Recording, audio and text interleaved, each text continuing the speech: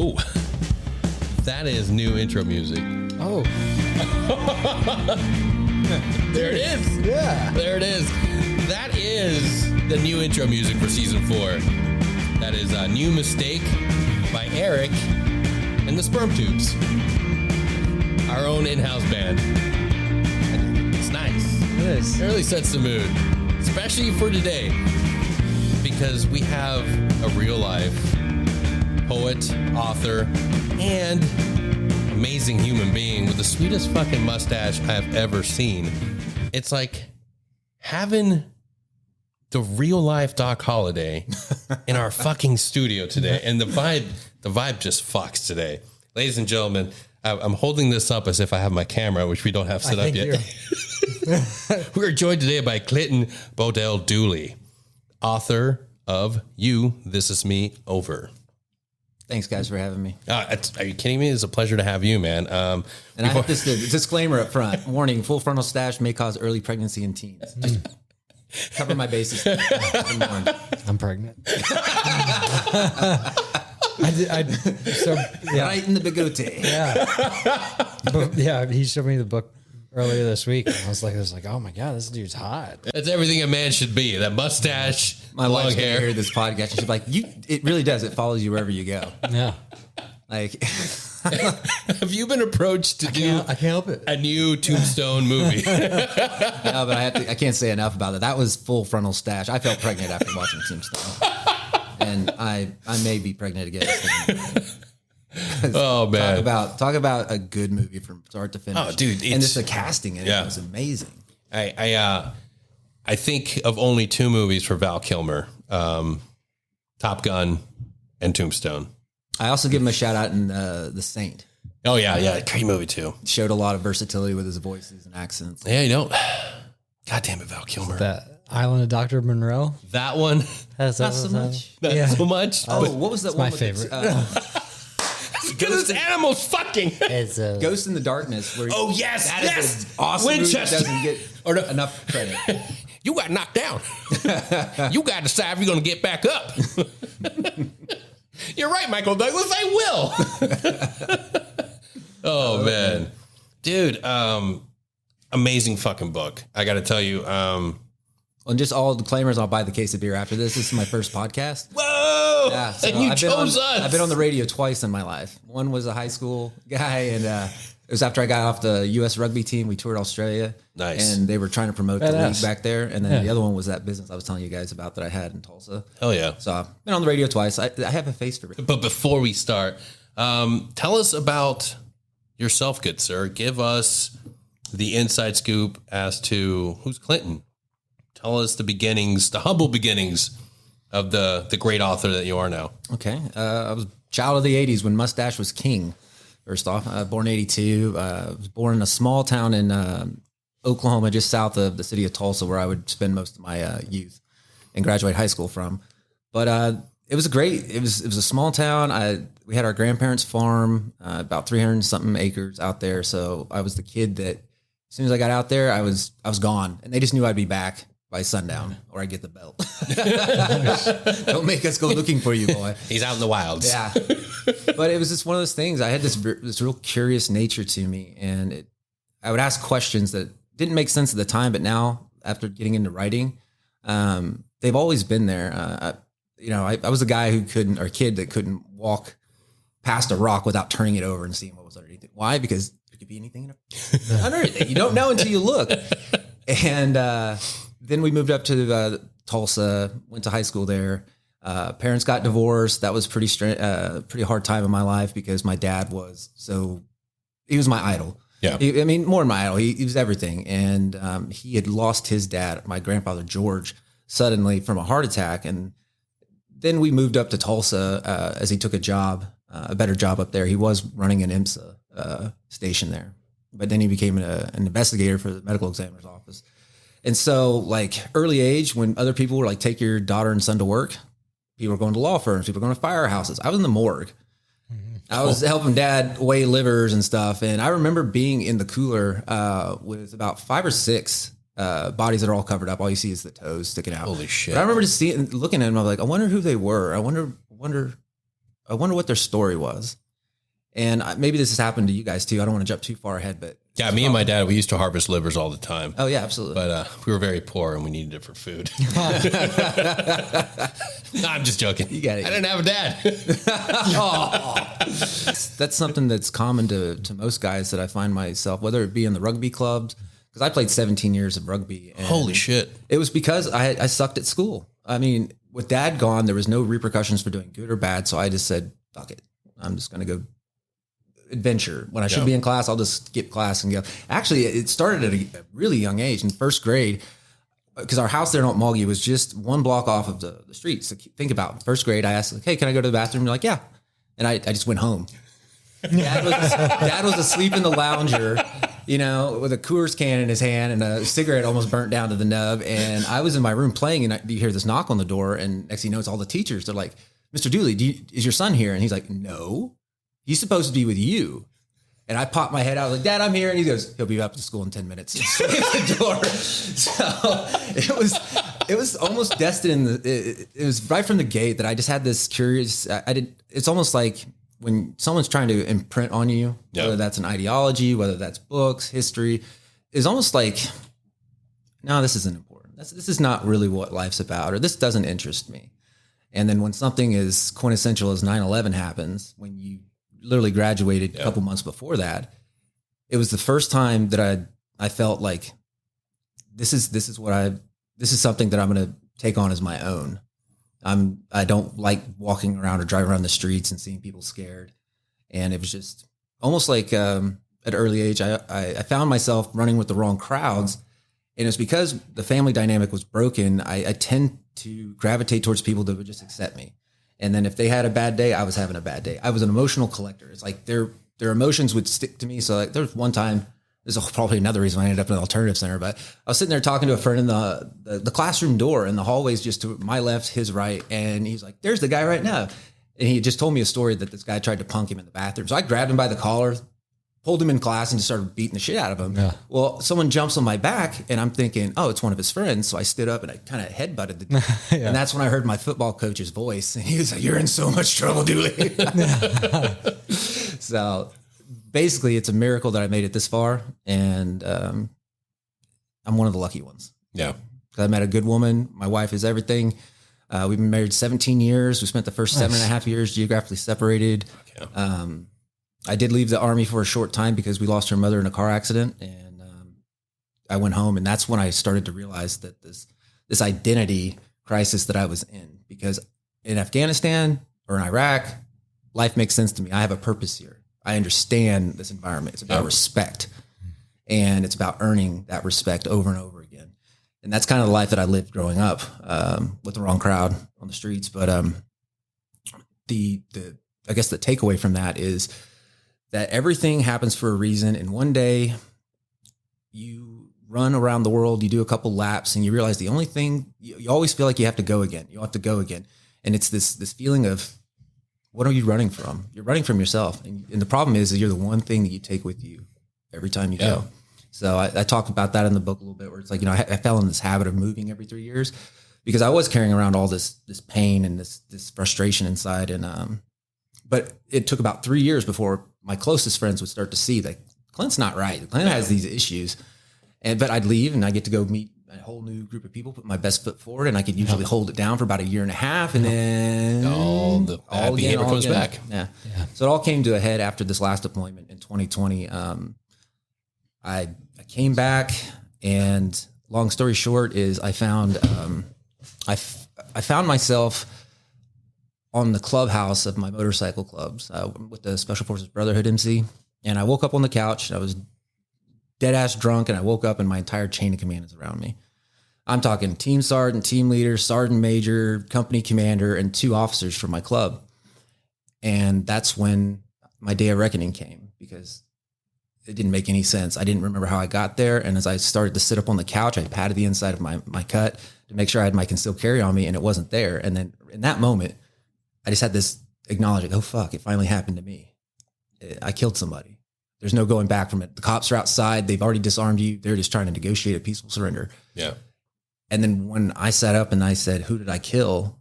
And they told me, you haven't killed anybody yet, Clint.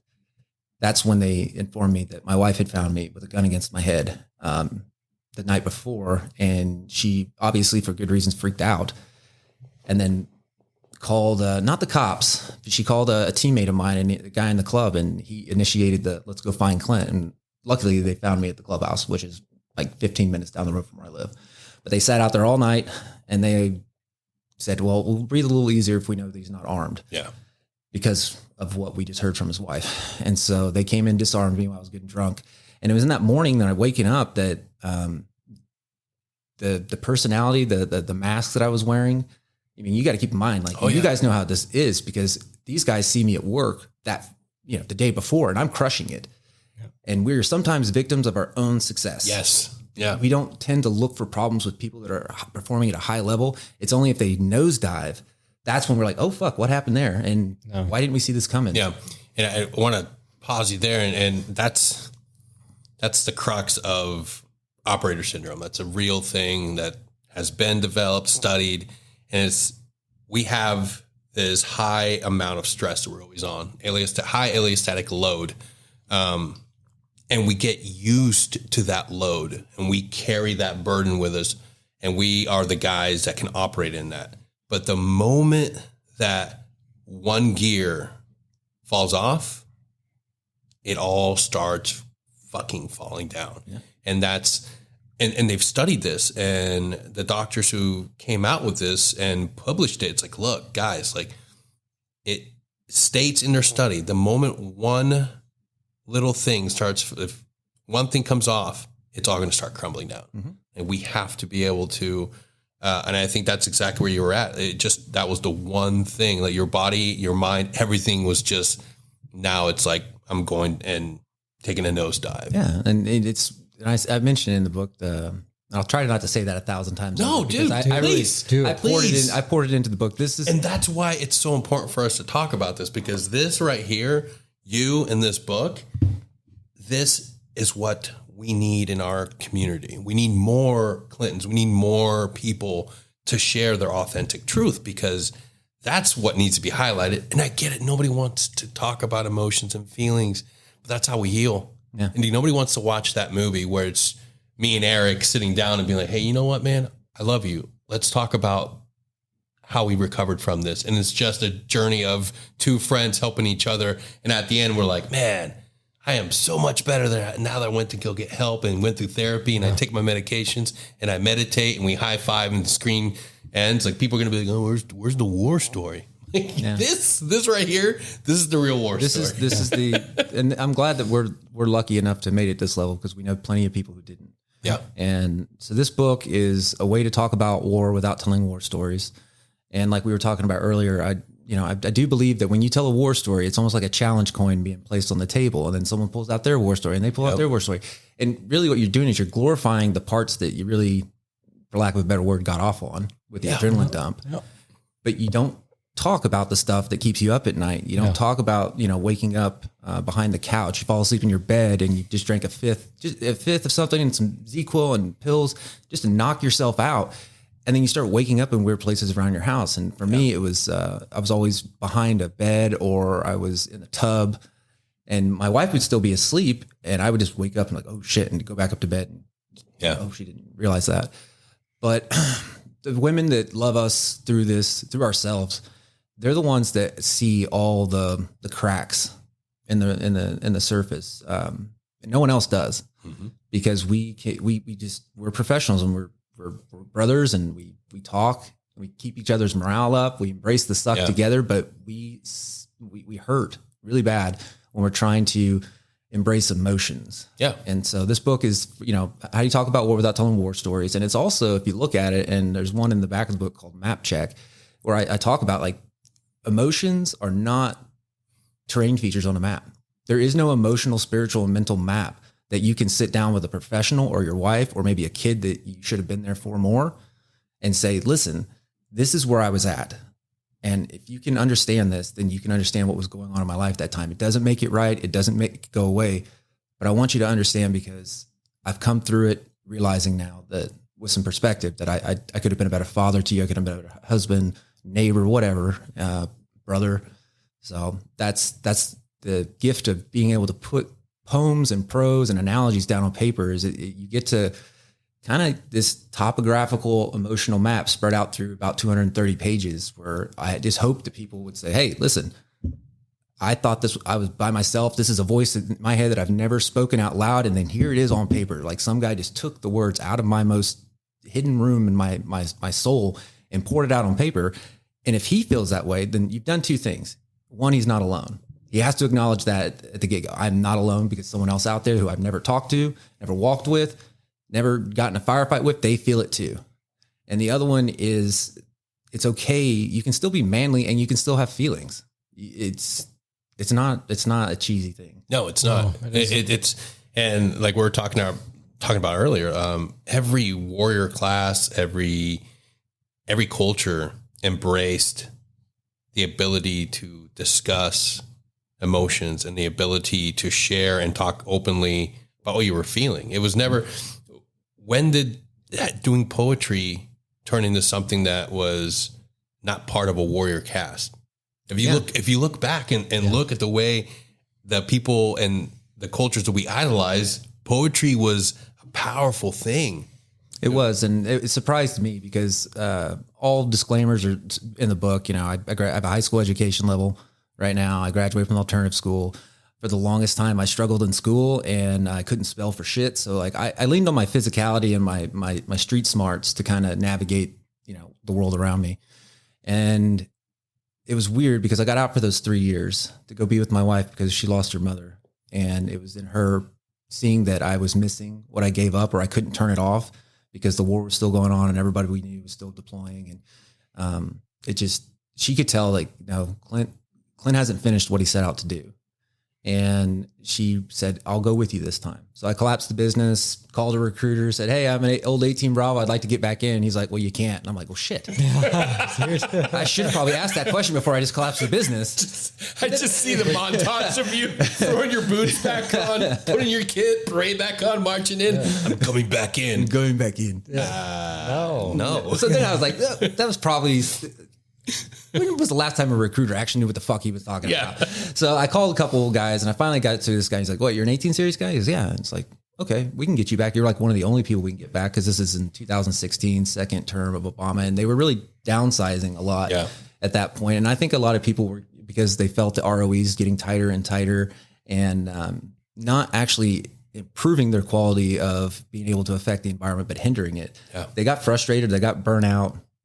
And I've often referred to it, for anybody who hasn't gone through it, but for everybody listening to this that has, you guys can probably relate to this analogy that you won't find in the book. But the war on terror was a freight train, and this freight train didn't stop for nobody.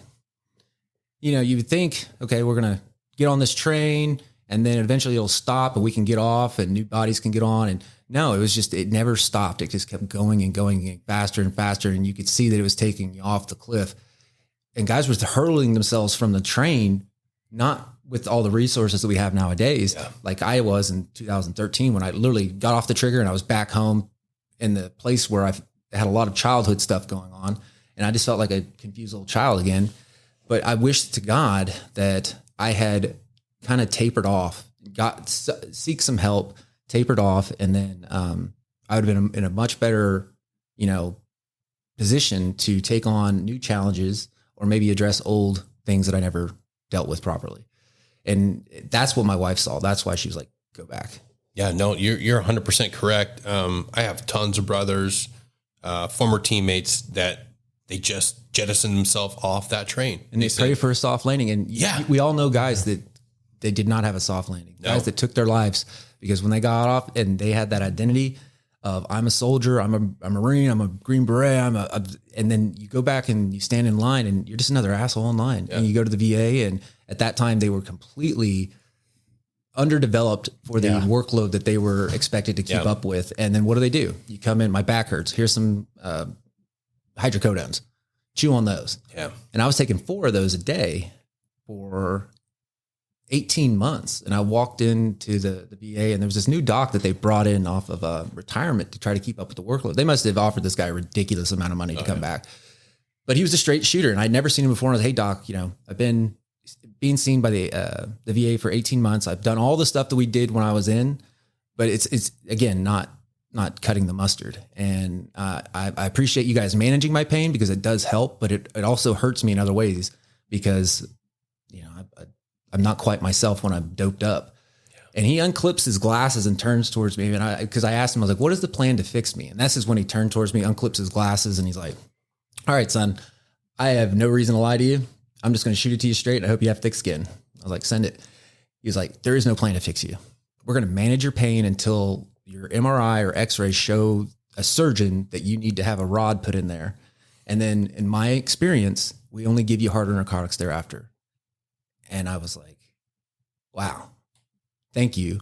First off, for being honest. Second of all, canceled my hydrocodones. I'd rather be in constant pain looking for the solution than being a drugged up dope head the rest of my life. Yeah. And that's what I did. I eventually flew myself to Germany and had 2 artificial discs that you can't get here in the States. They're called M6. Put in, and it worked, man. Holy shit. It worked. I'm L3, L4, L4, L5. But the reason why I went to Germany and got these in, and this is kind of the way the universe works too. So now I'm back on active duty. I have this hurt back. I can't take anything other than Motrin. I'm still rucking, jumping, fighting, shooting, all that stuff that we do. And I was using alcohol then as a way to numb myself. Yeah. And changing the relationship. Once I started drinking to numb the pain, then I also started eventually using alcohol to help me get to sleep because I couldn't sleep. And so with the alcohol, changing relationship with that, I found myself in this constant, pain. And so I was like, you know what? You need to look into the market and see what it has available. And once I found these M6 discs, they did something that none of the other designs here in the States do. They have an impact, like a gel center. It'll actually absorb, and they articulate, and they have these rubber bands that, when you're sitting straight like this and you turn to the right or left with your torso, you're using muscles to do that. And when you relax those muscles, it pulls you back to like a neutral. Yeah. Well, that's built in there too. And so I called a hospital. They had their affiliates here in the States, and I got to talk to 3 people. One was a SEAL, the other one was a Marine, and the other guy was an Army dude. And so out of the 3, I really wanted to talk to the SEAL a little bit more because of similar job descriptions and stuff. And then as soon as I talked to him, he's like, dude, do it. He goes, I'm back. I goes, I'm jumping, I'm rucking, I'm shooting. He goes, do it. And so I asked him what the price would be, and they said $50,000. And I was like, okay. Holy fucking shit. That's a little bit out of my price range, or a lot out of my price range. So, but this is how the universe works. I can see it now because I basically looked up at my ceiling. I was sitting in my kitchen on my laptop, and I was like, all right, I need $50,000. And I just left it at that. And I closed my laptop, never thought about the artificial discs again. 3 months later, I was riding with my motorcycle club, and we got hit from behind, my wife and I, because a sharp turn was coming up. There was sand, and another bike hit us in the back. Well, I stayed with the bike to allow my wife to get off clean. And so we're sliding, she's off clean. And I tried to let go of the bike at the last second, and the brake lever jumped up and went right through my bicep and got the artery. So I ripped it off. It's squirting. I put a thumb in it, make sure she's okay. And then I pull my thumb out, and it's still squirting. And then luckily I had like 3 or 4 18 deltas, and I was like, medic. Yeah. They tackled me. No. They tackled me. They packed it up. They packaged me up, and everything was good. By the time the IMSA guys got there, like, damn, our job's done. So they took me to Crestview emergency room. And the first thing, my wife and I, and my mom was in town. This is the first time she'd seen me on a motorcycle, and I went down on it. They're in the room, and they're trying to unwrap this thing, and they're saying, hey, it can't be an artery, son, or they wouldn't have sent you here because we don't do arteries. I'm like, it was an artery. Yeah. There's a very different blood. Yeah. Yes. It's that Maker's Mark red, that oxygenated blood. Oh, yeah. Yeah. And so I tried to tell them, and I was like, hey, let's get your bleeder kit in here. And they didn't listen, and they bursted. It was like a pint of Guinness dumping on my chest because they had the arm elevated over me, and I'm just going completely white. I'm about to pass out. And I look at, there's 2 female nurses in there, and there's 1 male nurse. And so I kind of looked at the guy, and I was like, hey, are you going to fucking watch me die? Or are you going to save my life? Because I'm leaving you right now. Fade to black.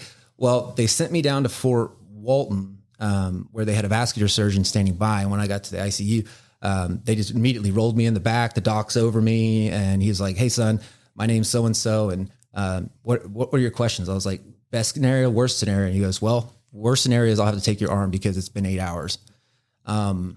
Best scenario is I already know where the veins are in your thigh that I'm going to take to repair the artery." And I was like, and since it was my right arm, I was like, "Well, I hope I get to shake your hand after this." And he gassed me, and I was out. Well, I wake up and everything's patched up and all that, and my vascular surgeon tells me, "Clint, you're kind of a freak." He goes, "The way that the artery system works is from the shoulder down through the bicep. There's one main artery, the brachial, and then it branches off into two after the elbow." He goes, "When we repaired your artery, we didn't get blood flow returning. So I dug around in your bicep. I found an auxiliary artery and I clamped that down, and then it still didn't flow. So I dug around in your tricep and there's another auxiliary artery. And so no nerve damage, no nothing. And the payout from the insurance thing was, how much do you think? $50,000 on the dollar." And so what did I do? I didn't tell anybody in my chain of command. I put in an Oconus pass, tell them I was going to go visit some old friends in Germany, flew over, got the surgery. And 7 days later, I was supposed to stay there for 14 to recover. But I was like, if all they're going to have me do is lay in a bed, I can do that next to my wife, because I had to go start a school in January. And so that's the kind of guys that we give everything to this work. And if you only knew the sacrifices we were willing to make, and then you apply that to mental health, you can start to see this is a very dangerous combo. These guys give everything, that their identity, their heart and soul are wrapped up into trying to get that piece that we lost after 9/11 back, which you can't do. Yeah. And I think that's what a lot of us, now that we're coming off the trail and we're finding each other out there in time and space, we need to be able to talk about certain things and approach it from a different angle. And I'm really hoping that the book did that for you guys. Oh yeah. Like when we had a conversation over text, like I have been playing Green Beret detective for the last 2.5 years, just trying to figure out why things break down the way they do. And it's not isolated. We're all going to go through it. And every time I see one of my close friends, or see even people that I didn't care for, really, I have that compassion still me. And I know, like, hey, hurt people. I know you're going to need this. I know you're going to need me at some point. I'm here. I can talk about this stuff because I'm not afraid to be open about this shit. And all of us are going to deal with it. I'm seeing everybody go through with it. At first, it's like... It's fucking scary, dude. The hardest part was, you also seeked help for mental health, right? Yep. Cool. Well, then maybe you got frustrated. It was, at least I was aware of something. They gave you this, it almost like a target. And it has all these core emotions on it, like happy, sad, glad. Oh, mad. Yeah. The emotions wheel. Then the emotions wheel. And then it expands out in other words, and the more words and more words. So when you say, I'm good, you just basically, that you want to go out into that box and find a more specific type of good. Yeah. And I couldn't do it. I was like, what do you fucking mean? Like, I carried that feelings wheel for months. Feelings, like, what? It was almost like when my wife asked me, like, hey, are you happy? And I was like, yeah, I'm fucking happy. And she's like, no, I think you missed what you gave up to come back, and I want you to be happy. Yeah. And then after that, it was like 2 weeks later, I had this voice in my head. It was just like, happy. I thought I was happy. Now she's in my head. Now I question everything. And she was right, though. And the emotions wheel was very impactful. And shout out to my friend, Erin. She showed me this really cool, like, fully, because, they just had the bare black and white printout one, but she's like, hey, check out my feelings wheel. And one of her doctor had given her like this really elaborate big one with all the colors. And I'm like, oh shit, mine doesn't even have that emotion. It doesn't. Yeah.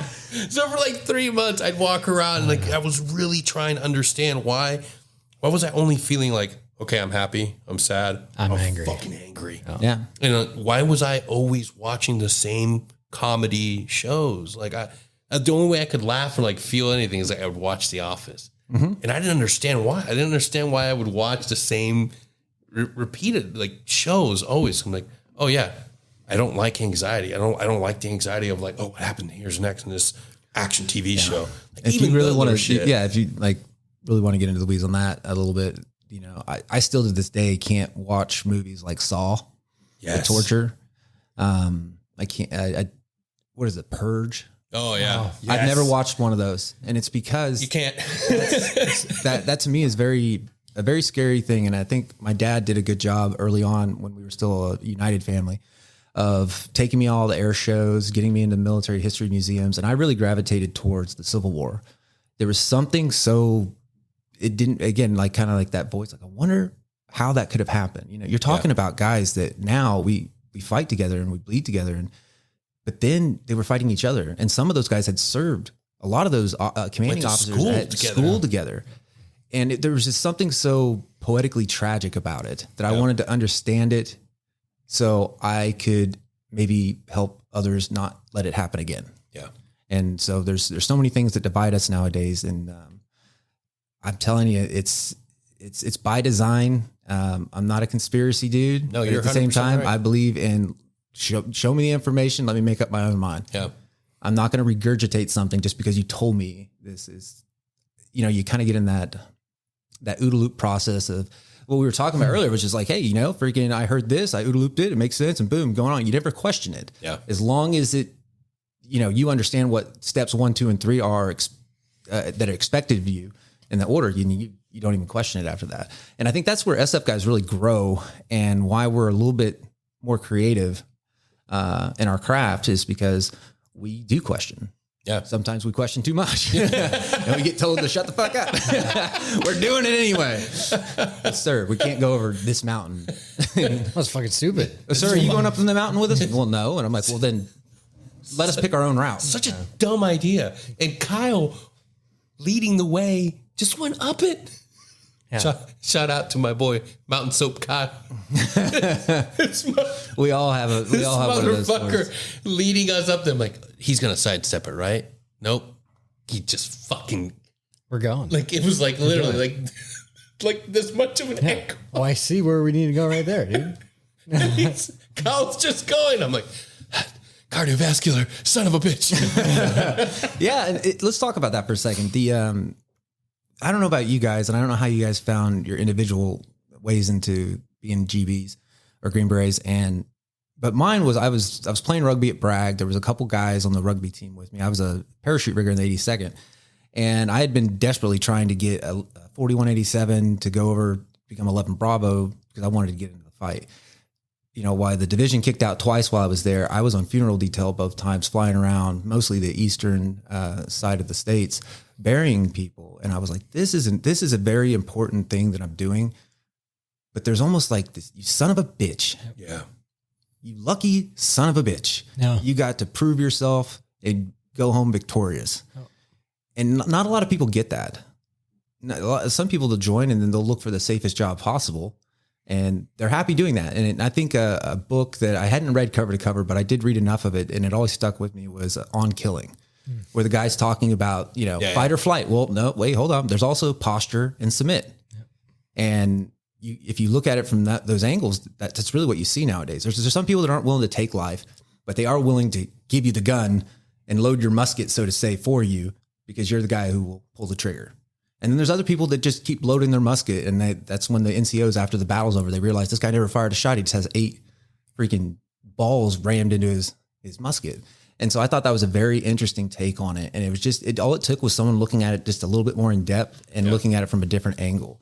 And I appreciated that he brought it that. And I try to mirror that with emotions. Yeah. And spiritual journeys and stuff. Yeah. For me, my path to being a Green Beret was really, really weird. So the predator who was my stepfather, he was a Green Beret, and this man was like maniacal, sick, twisted individual. But it kind of left this idea in my head that, well, he's a piece of shit. There's no way he could have done this, because by the time I got old enough and had found myself in service, I'm like, these guys are like the epitome of the best of the best. Like, I got to prove this. And it became this thing that I had to go do. And even if I didn't acknowledge it, I had to be better. I had to outrank him. I had to go get more. And it wasn't until I was in my second in treatment hospital that I really realized, like, what am I chasing? What am I trying to prove? Like, like, I know he never ever amounted to anything. And then I finally started doing the homework and digging and researching this dude. And lo and behold, yeah, I contacted somebody that served with him. I contacted a dude that knew him intimately and was like, he was a piece of shit. Nobody liked him. He was fucking stupid. Not only was he stupid, but like, man, he was really, really stupid. I was like, fuck. Because one thing that I realized was he never had pictures of teammates. He never had team coins. He never had any of the things that like I hold on dearly. Like like there was no memorabilia, no nothing. And he always made shit up. And he always had like all these war stories. It just didn't seem right. Well, and there's your first indicator right there. And then when you get older and you realize like there's no way he could have been part of that operation. He was already out of the military by then. But then having that concrete evidence from this guy that knew him and be like, yeah, he never deployed. Nobody ever wanted him on a team. I think he was kicked off like every team that they put him in. I was like, okay. Yeah, but you've seen stellar dudes in your career, same as me, like Silver Star recipients. Yeah. Get a DUI for being like barely over the limit. Yeah. And their entire career done. But yet the shitbird over here gets chance after chance after chance. And there's no rhyme or reason to it sometimes. Yeah. Then again, I don't want to speak for anybody else because maybe that chain of command realized that, yeah, this guy's he's not an ideal GB, but he's got 5 kids and a family, and we're doing this more for their benefit than his. Yeah, we're going to remind him that, where he's at on the pecking order every chance we get and give him the shittiest of jobs and expect him to smile, but it's not for him. I did see that one particular story, and I don't want to divulge it just because like it did play out exactly like that. The dude, horrible, garbage human being. But then you look at the kids, and it's like, now I understand why those commanders made that decision. Well, if you said something about telling war stories. I can honestly tell you, I had both grandfathers in World War II. One was in the Pacific, and my dad's father, George, he was in the European campaign as a tank commander. Fuck yeah. Yeah, he landed there with the invasion on Normandy, pushed in about a mile. They blew up his tank. They gave him another one. He pushed another mile and they blew up his tank. They gave him a third one. And then he gets pulled from the front line because somewhere in his jacket, it said that he had taken a typing class in college. No. And they pulled him back because that was a critical skill with everything's typewriters and stuff. Yeah. And, and that's what saved him from probably dying. And fuck. Yeah. And then dad goes to Vietnam. Yeah. He went to Oklahoma Military Academy. He was just bred for that shit. And, being in a small town, and let's talk about like mid 80s, I was exposed to dad and his friends, and they'd come over, they'd see his truck parked out on the weekends when he wasn't working at the IMSA place. And, they would come over and they look, some of these guys look like they lived underneath a bridge, and probably fucking did. Yeah. Sadly enough. But they'd have a 30 pack on the ground, they would drink. And then you start to see these very stoic, very quiet guys start to, roughhouse a little bit, especially with me, because I loved the attention. And you didn't know if they were going to be like, someone was going to freak out and have a flashback to Nam, or they were like, hey, this is how you hold a knife. This is how you collapse a trachea. This is a kill. This is a kill. And you're like, as a kid, you just think everybody grows up with that, but they don't. Yeah. And so I equivalated to this, and I already told you guys this prior to the podcast starting, but if I gave you an entire dictionary of every English word known to man, and I asked you to describe a burn, could you really describe a burn? Or is it something about being burned? You know exactly what a burn is, but any way of trying to put it into words, put it into music, put it into art, it's going to fall way short of what the actual experience was. Yeah. And that's combat. And that's what we have to overcome and find new unconventional ways to approach. I mean, the way I see it, I wasn't part of the crew. Neither were you guys that got us into Afghanistan, the horse soldiers and stuff that I have nothing but the utmost respect for. But maybe we can lead everybody to recovery because we fall on the back nine of the war. Yeah.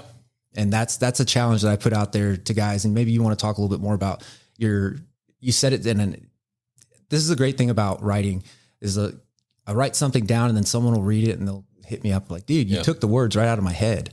Yeah. And I'm like, good. That's why it's called You, This Is Me Over. I'm broadcasting. I'm just letting people know, like, this is me, and I'm going to be the sacrificial lamb. I'm going to be the wind dummy on this first jump. And it could go either way. It could be embraced or I could be shunned from the community. But either way, I think that it's needed now more than ever. And since I know the World War II guys, and that there's a difference right there. The World War II guys, because I often get asked this, like, well, what's the difference? Well, in World War II, the entire country went to war. So think about the camaraderie. Yeah. After the war was over, you didn't have to, like, the person giving you your copy or standing in line with you, they probably served in some capacity too. There's this great, bond there. After Vietnam, we haven't had that. There was nothing for these guys. Like my dad, then they threw shit on the bus. And Dad and the guys are trying to de-ass the bus in California. They're like, no, stay right there. And the first thing they're told to do is get into civvies and don't tell anybody you're in the military. And I saw what that did to a bunch, well, at least some Vietnam veterans. And now after going through it ourselves, I think it's up to us to say, okay, there is a way, there's stuff that needs to be unpacked in a certain order. And it's going to take somebody coming up with something, and old tricks are the best tricks. And it goes back to like poetry. It's been a thing for a long time. And I didn't realize I was a poet. I'd never written anything in my entire life. But when I came back into the military in 2016, I signed into branch. I did what I always did. I fucking worked really hard, but then despite how much I gave myself to knock myself out at night, I'd wake up at like 1:30 and just be sitting there looking at my ceiling, just frustrated that I couldn't go back to sleep. And when I was out with Meredith, since we had spent 7.5 years geographically separated at that time, we had to do a lot of marriage counseling because we were both alpha personalities. And that's what I loved about her so much, is that she didn't need me to take care of her. If I survive this, if I do good and come back, I'll enhance her life. But if I die, then she's fully capable, strong enough to keep on rucking by herself. And it was in that I had that thought in my head. I was like, you know what? They're always asking Meredith in these marriage counselor things, that, are you journaling? Are you journaling? Because she's kind of more stoic. She's a little bit more introverted. But me, they never did. Like, oh, Clint will tell you what's on his mind. No big deal. Just ask him an honest question. He'll give you an honest answer. But then I thought about it. I was like, journaling, writing stuff down. And I pulled out my phone, same one I have in front of me right here, or maybe a little older one than this. And I just let my thumbs go. And it was right before Memorial Day. And I just wrote something. And as soon as I wrote it, it came out in one transmission, and I just fell back asleep like a baby. And I slept till like 5. I was like, Jesus, that worked. And I got up the next morning and I looked at what I had written, and I didn't quite understand it. I knew I related to it, but I sent it to my wife, and she was like, this kind of looks like a poem, Clint. And I'm like, okay. And so I was like, now that she had given it a name, I sent it up to this poetry contest, and it got published in a book. And so what are the odds that the first thing you write gets published? But that was just the kind of kick in the butt that I needed to just keep writing and playing with it. And there's two things. If you guys pulled your book, it's towards the beginning. I think it's one of the first poems, but it's called Arlington. Yep.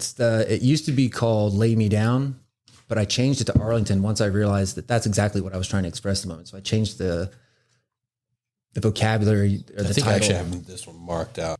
Yep, right there. It should have a picture of the cemetery. Yeah. Would you like me to read it? Yes, please. Okay. So this is the first thing I ever wrote, and it's called Arlington. Lay me down amidst our story. Lay me down amidst our glory. We live, we breathe, we fight, we die, we love, we leave, we say goodbye.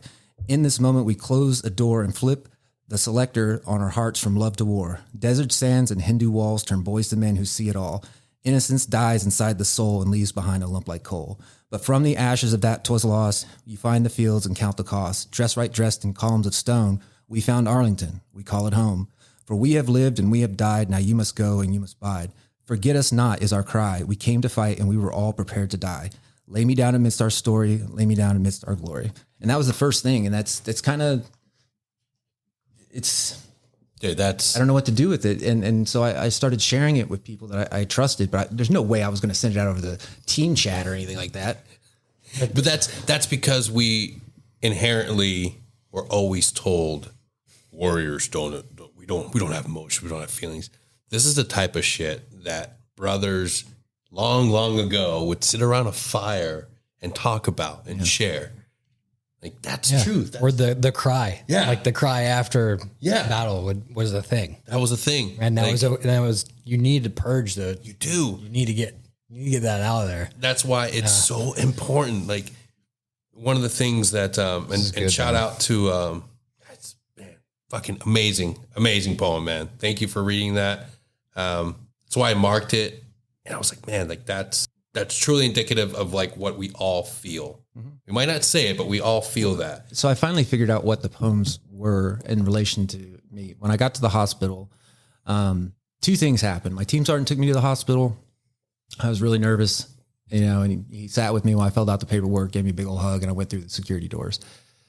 What I was not expecting, when I walked through those security doors, and I was now a patient admitted to the military resilience unit there at Panama City, I felt this profound like release. So much so that the lady that was taking my initial information, vitals and all that stuff, she looked at me, she goes, "Wow, can I just say something?" I was like, "Yeah, go ahead." And she's like, "You look really, really calm." And I was like, "You have no idea how good it feels to, because I can be fucked up Clint here. There's no mask. Like I can just, I'm here to get better, and I don't know who the fuck I am anymore. And I just, every conversation, every interaction that I have, I'm always wargaming it. Yeah. Trying to show the cards that they think I'm holding, not the hand that I have." And there was something about that. And then when I got into the hospital and got admitted, and 3 days later, the first exercise they had us do, because I got there on a weekend, and so the game day comes Monday, and one of the first exercises they had us do, they were like, "All right, close your eyes." And I'm like, "Oh, fuck, here we go." And they're like, "Picture a house. Picture every detail of the house. Now walk around the house. Walk back to the front of the house. There's a way into the house. Go in through the house. Look at the interior. Look at the everything, the layout. And now there's a secret room in this house. Go to that secret room." And for me, the front of the house was it was perfect. It was pristine. All the lights are on, all the windows, no cracks in it. And the door was wide open. You could just walk right through. But then when they asked me to go to my secret place, I found myself going down into a basement, and the light came from behind you. There was no actual lights. And then when appeared through the room, the basement room, all I saw was boxes stacked to the ceiling, unlabeled boxes of different size and dimensions with like a little tiny path, like a hoarder would create to kind of slither through there. And then we come out of this exercise, and they're like, "All right, draw it." And so you draw everything, and you talk about it. But that's when I saw something. Like some of these people, some of these soldiers, Marines, airmen that were, had really, really bad childhoods, like molestation and things. You see the way that they drew their house. It was like a caved in roof. There was a hole in the side of the fucking house. There was all these things. It's such a revealing exercise. And I'm glad I took it serious enough, because it really was. It showed me what these poems were eventually. And that's how I refer to my book. I'm about to take you through a journey. You're going to take a deep look inside of yourself by first taking a deep look inside of me. I'm going to show you all my hidden boxes, the good, the bad, the demented, the spiritual, the fucking crazy.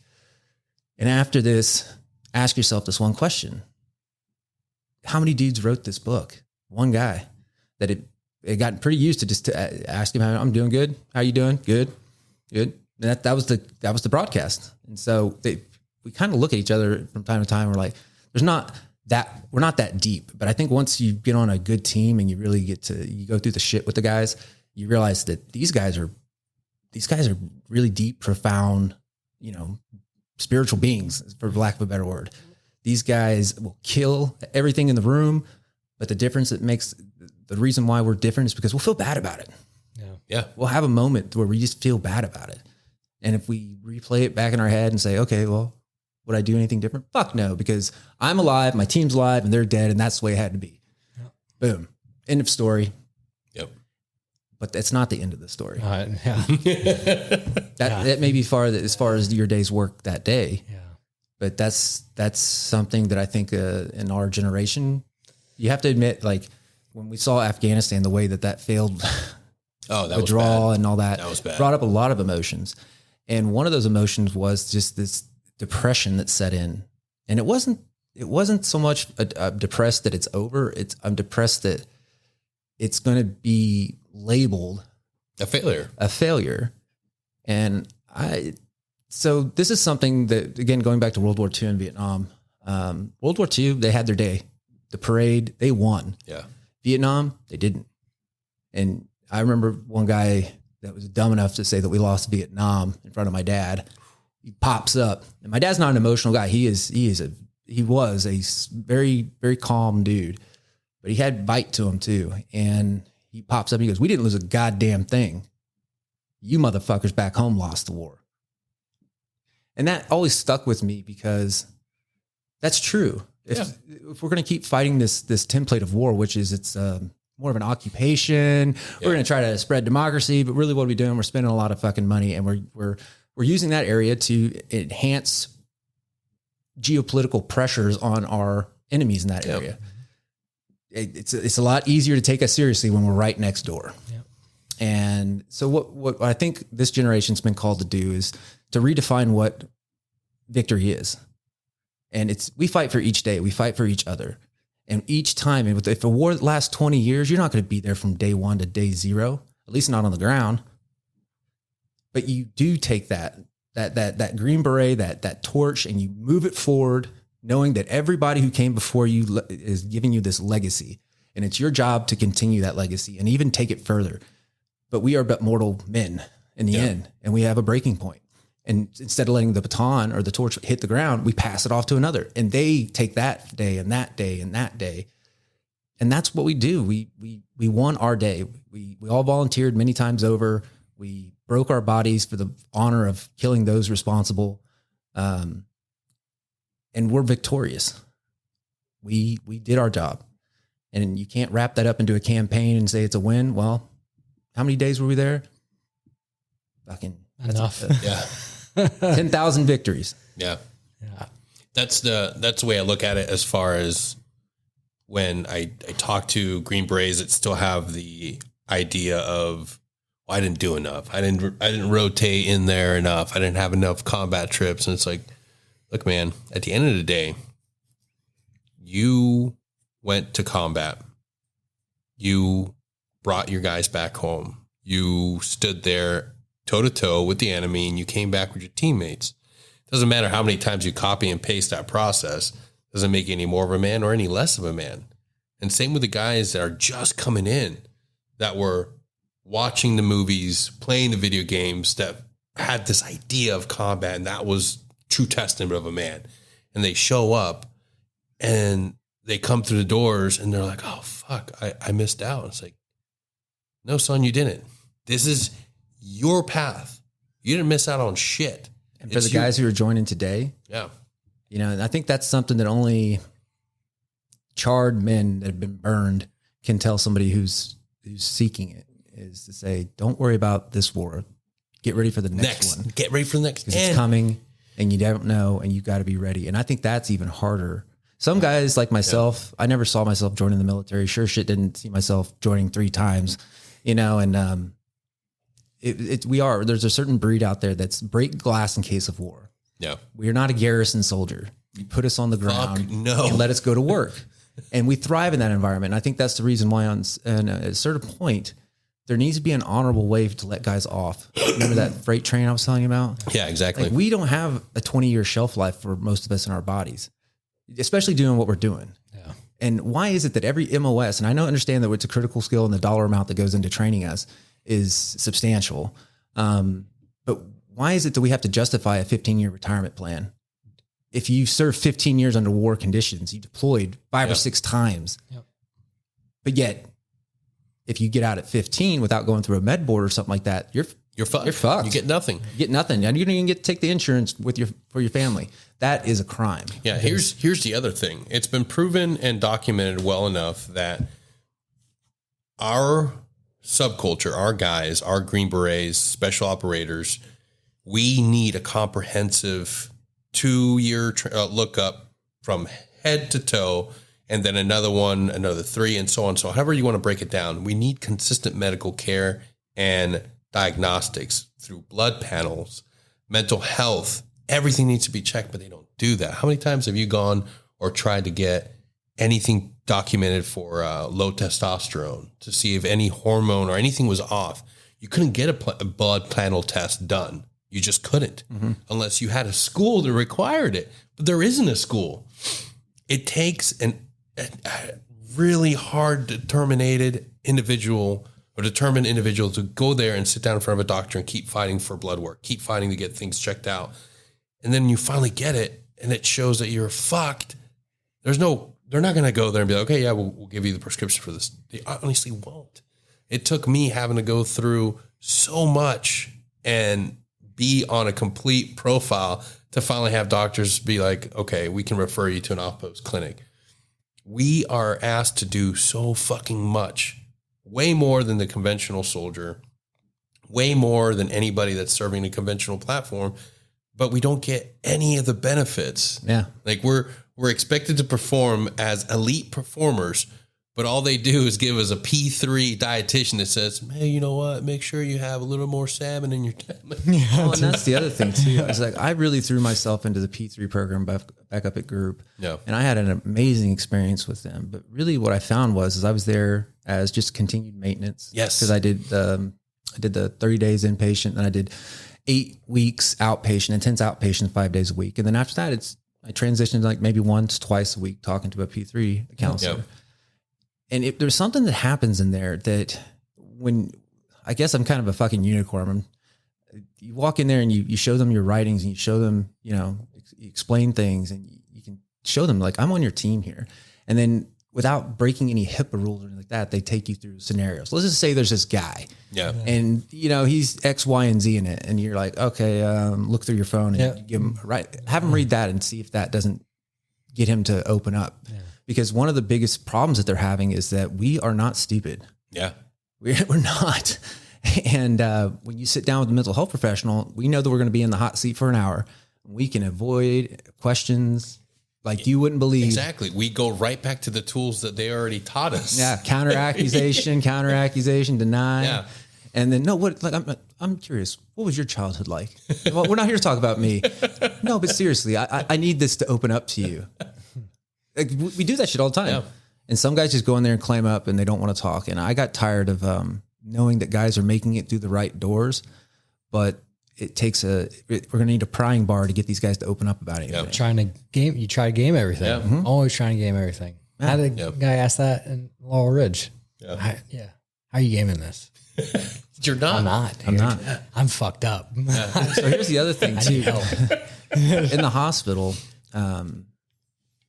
I knew that I was taking it really serious and throwing myself into it. But once they started asking me if I wanted to do the EMDR, which is like that rapid eye movement, I couldn't follow the light and go into some sort of hypnosis. So I closed my eyes and held the paddles where they vibrate in each hand. And what you find is your eyes are blinking or rotating left and right while you have your eyeballs down. Pretty much exactly what you do during REM sleep.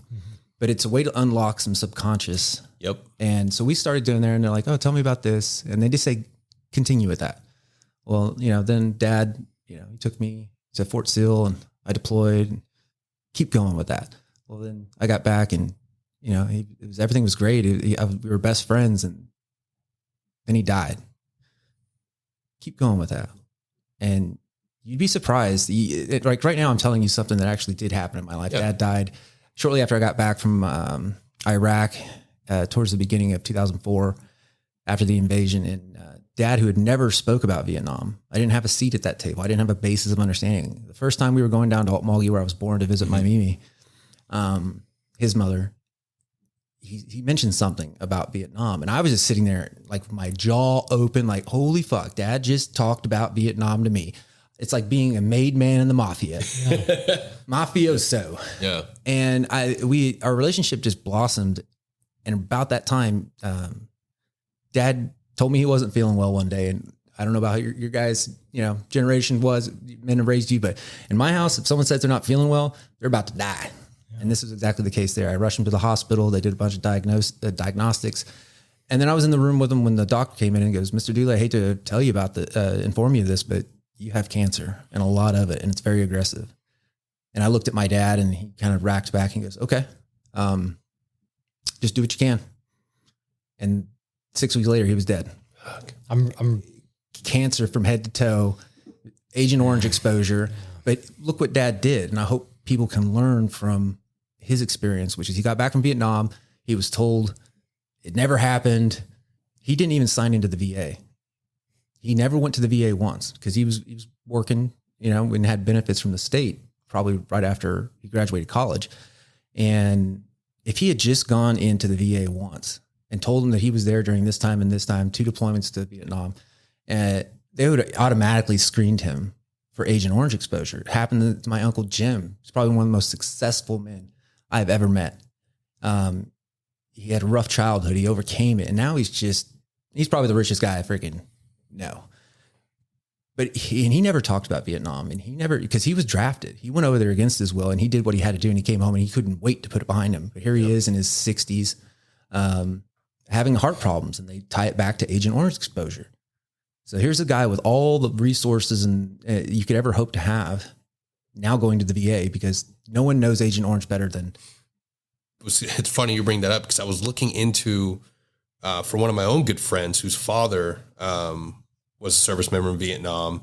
And yeah, he was down there, had exposure to Agent Orange, and come to find out for a vast majority of service members in that time period, your children now have benefits because of Agent Orange exposure. So if you were born with all sorts of different things that can be linked back to Agent Orange exposure, there's a lot of people out there that are able to get benefits because of that.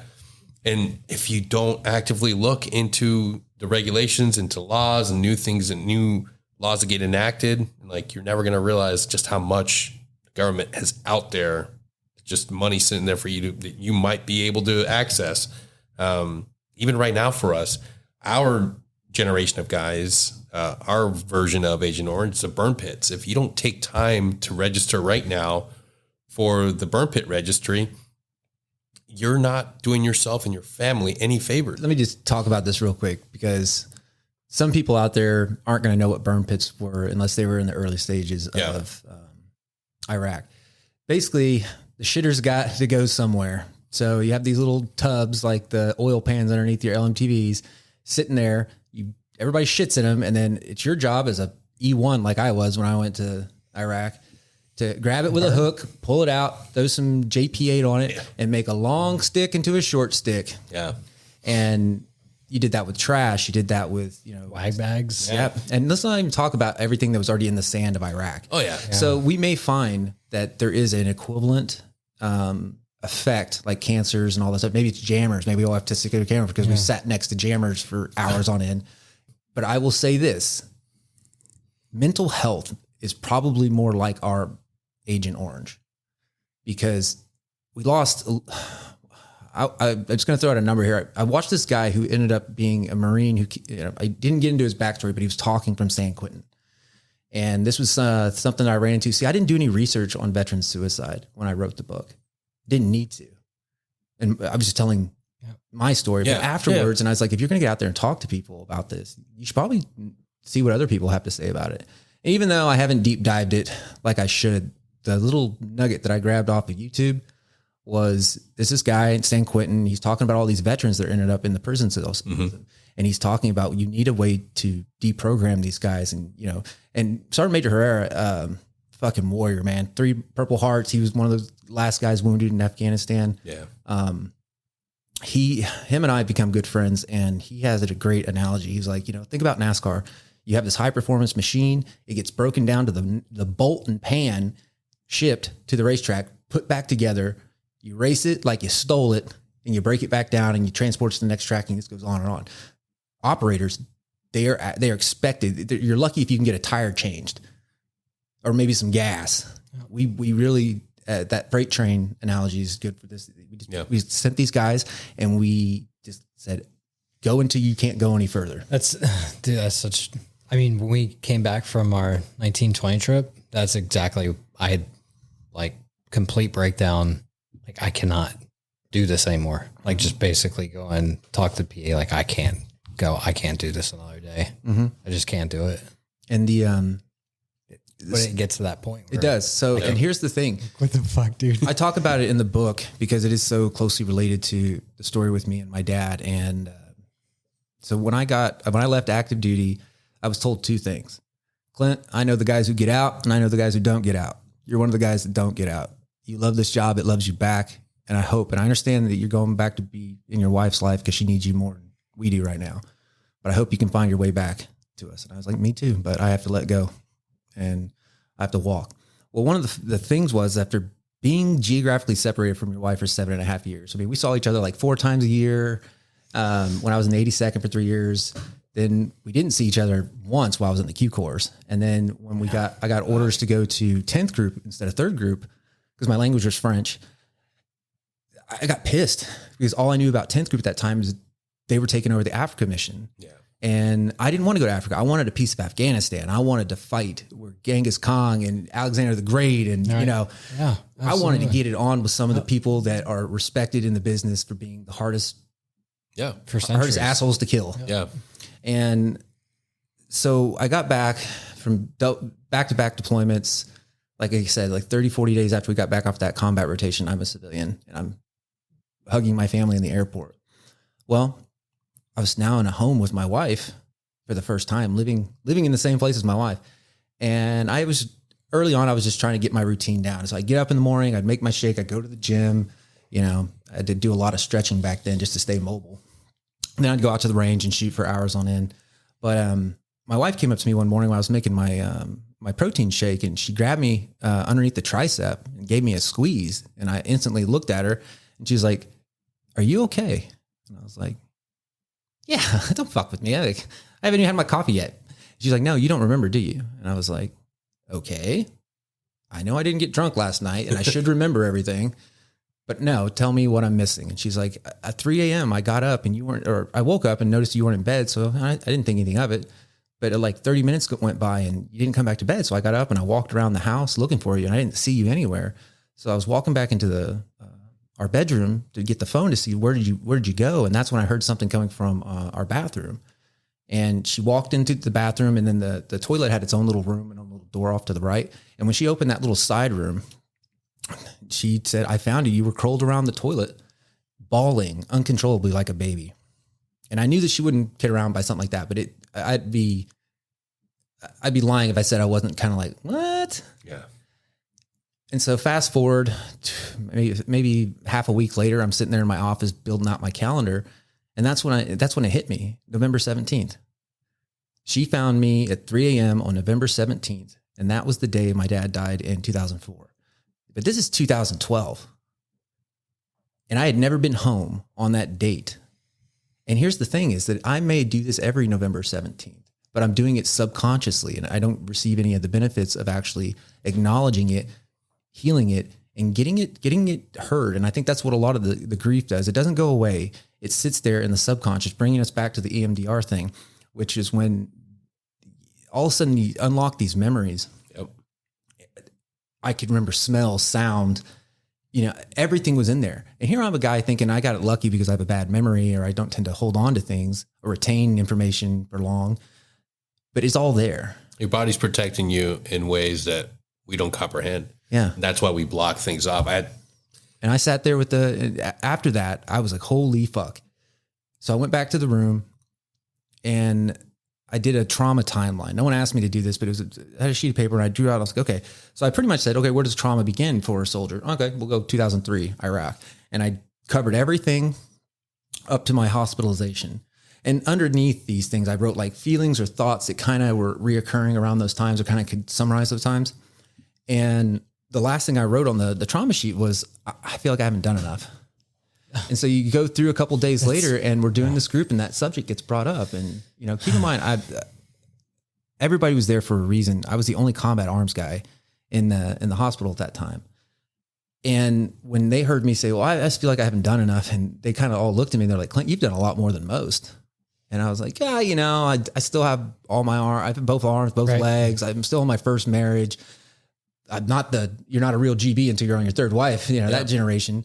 But she dug a little deep. She goes, when will you done enough? And again, I was very calm this entire time. It was almost like just being in a meditated state. I was very, very accepting of the environment and how appreciative I was to have this opportunity. But then I barked at her and it freaked everybody out in the room. I was like, well, I'm fucking dead.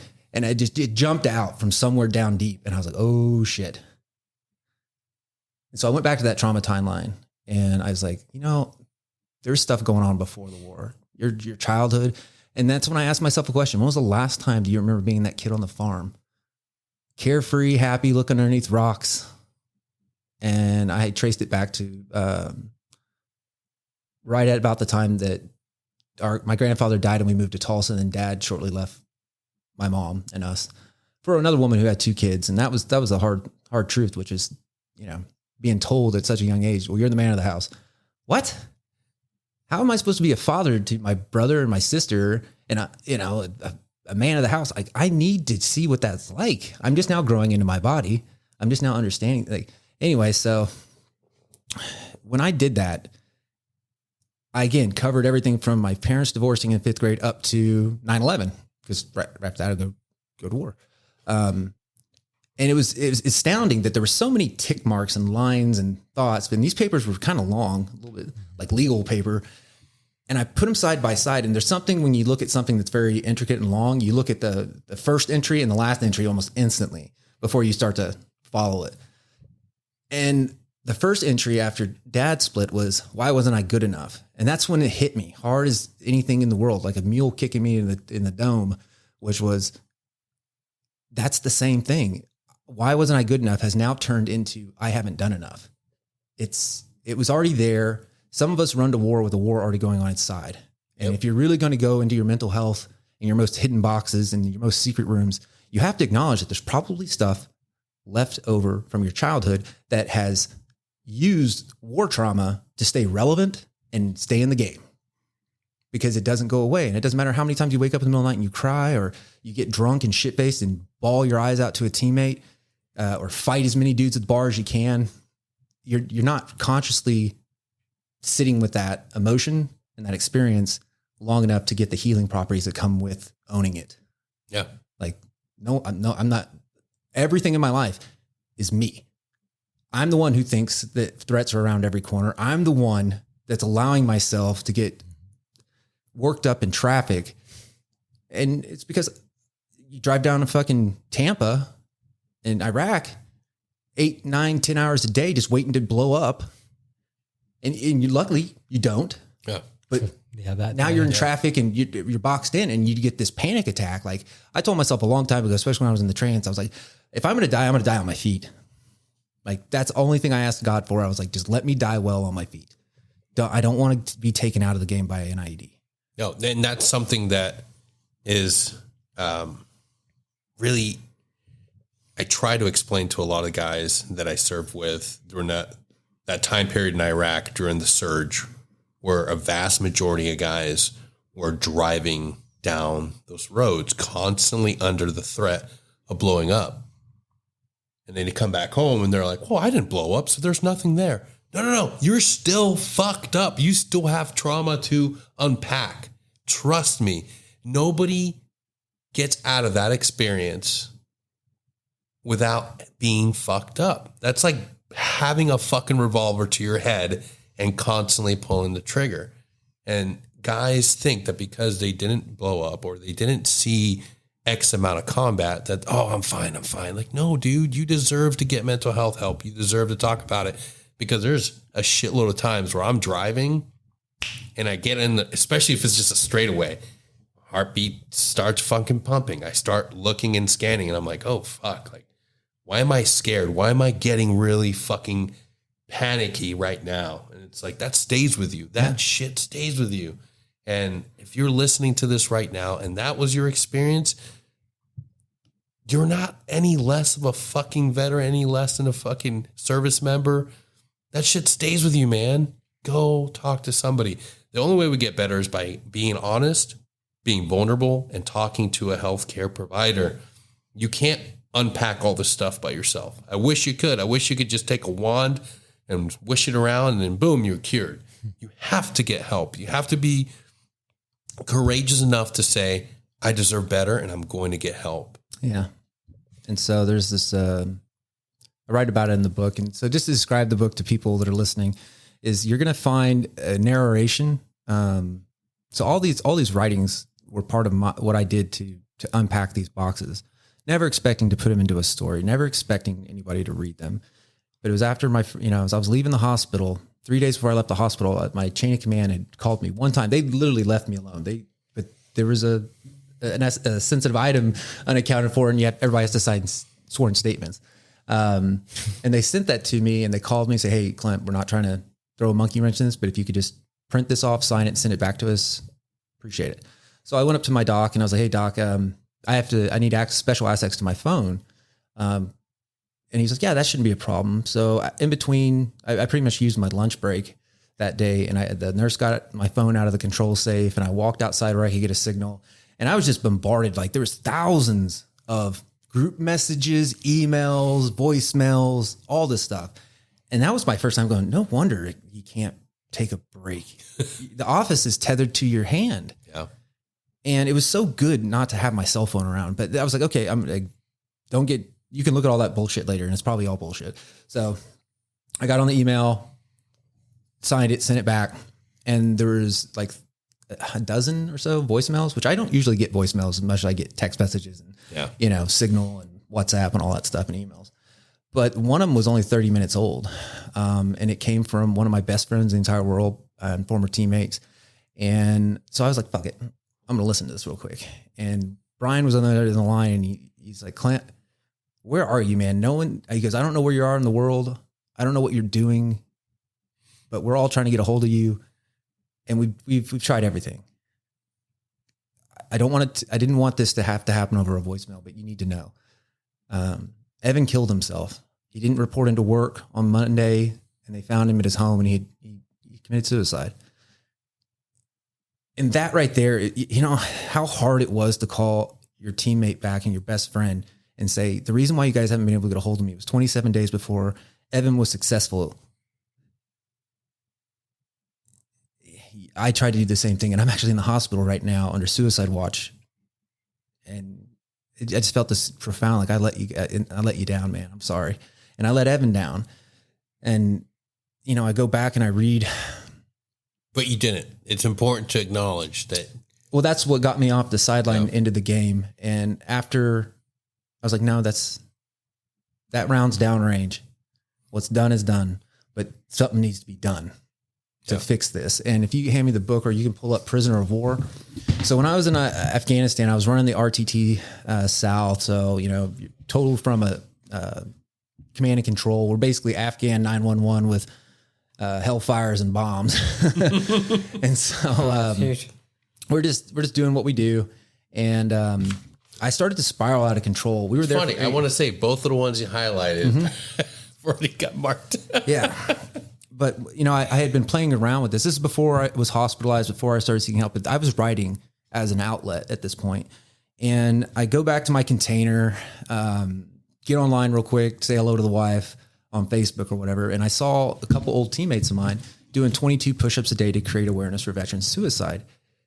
And I don't know about you guys, but when I saw it, it made me so mad. Yep. It made me so mad. Yep. It's like, that is not helping anything. That does not help the families. That does not help the people suffering. That does not help the doctors or clinicians trying to reach these people. All you're doing is 22 push-ups in front of a fucking camera, bro. Yep. And I picked up my phone, and I had that little note app, and I let my thumbs just run wild. And then I chugged a bottle of Z-Quil, popped a bunch of antihistamines, and tried to knock myself out for 3 hours before I got up and did it all again. And when I woke up the next morning, I had written this thing called Prisoner of War, which I'm about to read. And it scared me so much that this is how strong the ego is. My ego, that I could not differentiate between my ego, the voice in my head, the voice in my heart, and then that essence that observes all things. I'm not any of those things. I'm observing these things. But anyway, that's something that came later on, and we talk about it towards the back end of the book, reaching a higher level of awareness through consciousness. But I read these words, and it was like, no, Clint, that's not you. You're a creative guy. You are just trying to, I don't know, be the guy who can try to make sense out of something you're not personally going through. And so I'll read the words to you. And this is what I was thinking in that moment when I heard about Evan dying was, what if I had shown this to him? What if he could read these words and know that he's not alone? And what if I could have accepted those words in August of 2020? Would January 15, 2021, when my wife finds me with a gun against my head, would that have happened? Who knows? But this is Prisoner of War by Clinton Beaudel. Make a little light of it. So, Prisoner of War, barred and caged within my mind, a prisoner of my own design. The guards of guilt, the warden of war. My fellow inmates are the disfigured faces of the dead, watching me with empty eyes.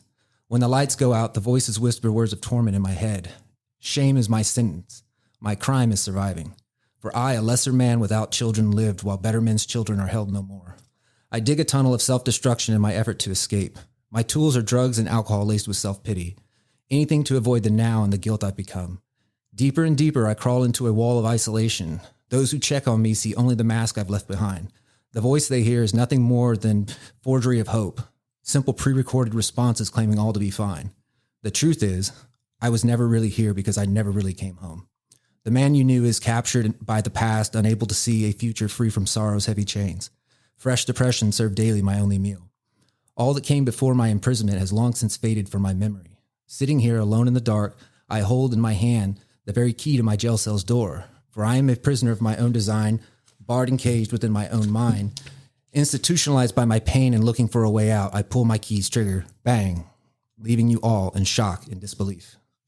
And so it's still hard for me to read those words. But there is something so freeing about you write something down that's so personal, and it's disturbing to you to say that maybe this is how this may be where I'm at on my emotional, mental, spiritual map right now.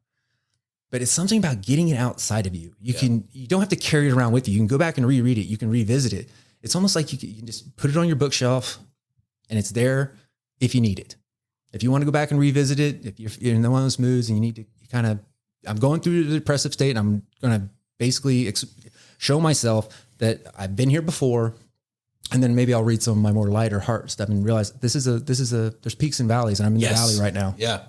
You can pull yourself out by revisiting your own words. And the thing is, when I read that, I identify with it. And I think that is something all of us and that share this common thread can literally feel that same emotion, feel the same torment and identify with it at such a deep level and say, holy shit, like, it's sitting right there. Like I could have written that. I could have, I identify being in that same space.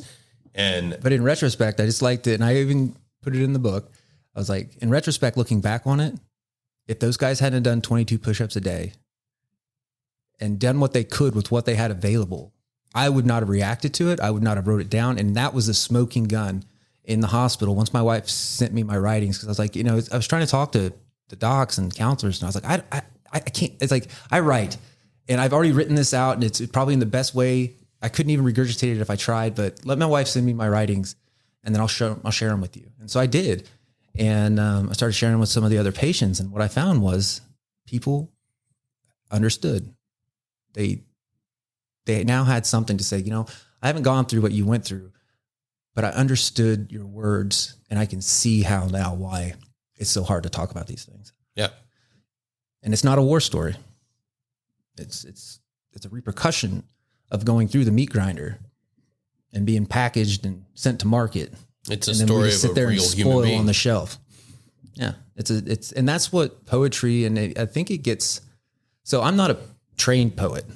But really, when you think about it, and you said this earlier, and I wanted to stop you, but who is to say that you need a certain education to be a poet, to be a writer? I had the same mindset. Mm-hmm. I had the same mindset when I wanted to help and give. It's a self-governing limitation that you were labeled as a child. You took it on as your personality and you kind of used it. And that's why we're always trying to push past and climb to new heights. And you mentioned it earlier too, which is like, okay, I'm going to be a soldier. No, I can't be a soldier. I'm going to be a paratrooper. Yeah. I'm going to be a Green Beret. Oh, now I'm a Green Beret. I have to be a scuba guy. I have to fucking be a Halo guy. And once you have those, I have to have rank and awards and all this stuff. And what it is just this never ending search to feel complete. Yeah.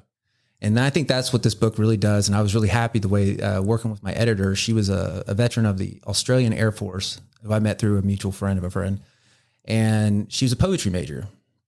Full-time editor. I gave her all my stuff. And that's when I was sitting there like, oh shit, here we go. Now there's someone who's studied this stuff. Yeah. Now there's somebody who really maybe even collegiately a snob about this stuff. Now I have to be vulnerable and give you my work. And I asked Mel, her name is Melanie Hill. And I asked Mel about 90 days after she had everything. And we were going through the editing process, which was robust because I didn't know grammar and punctuation.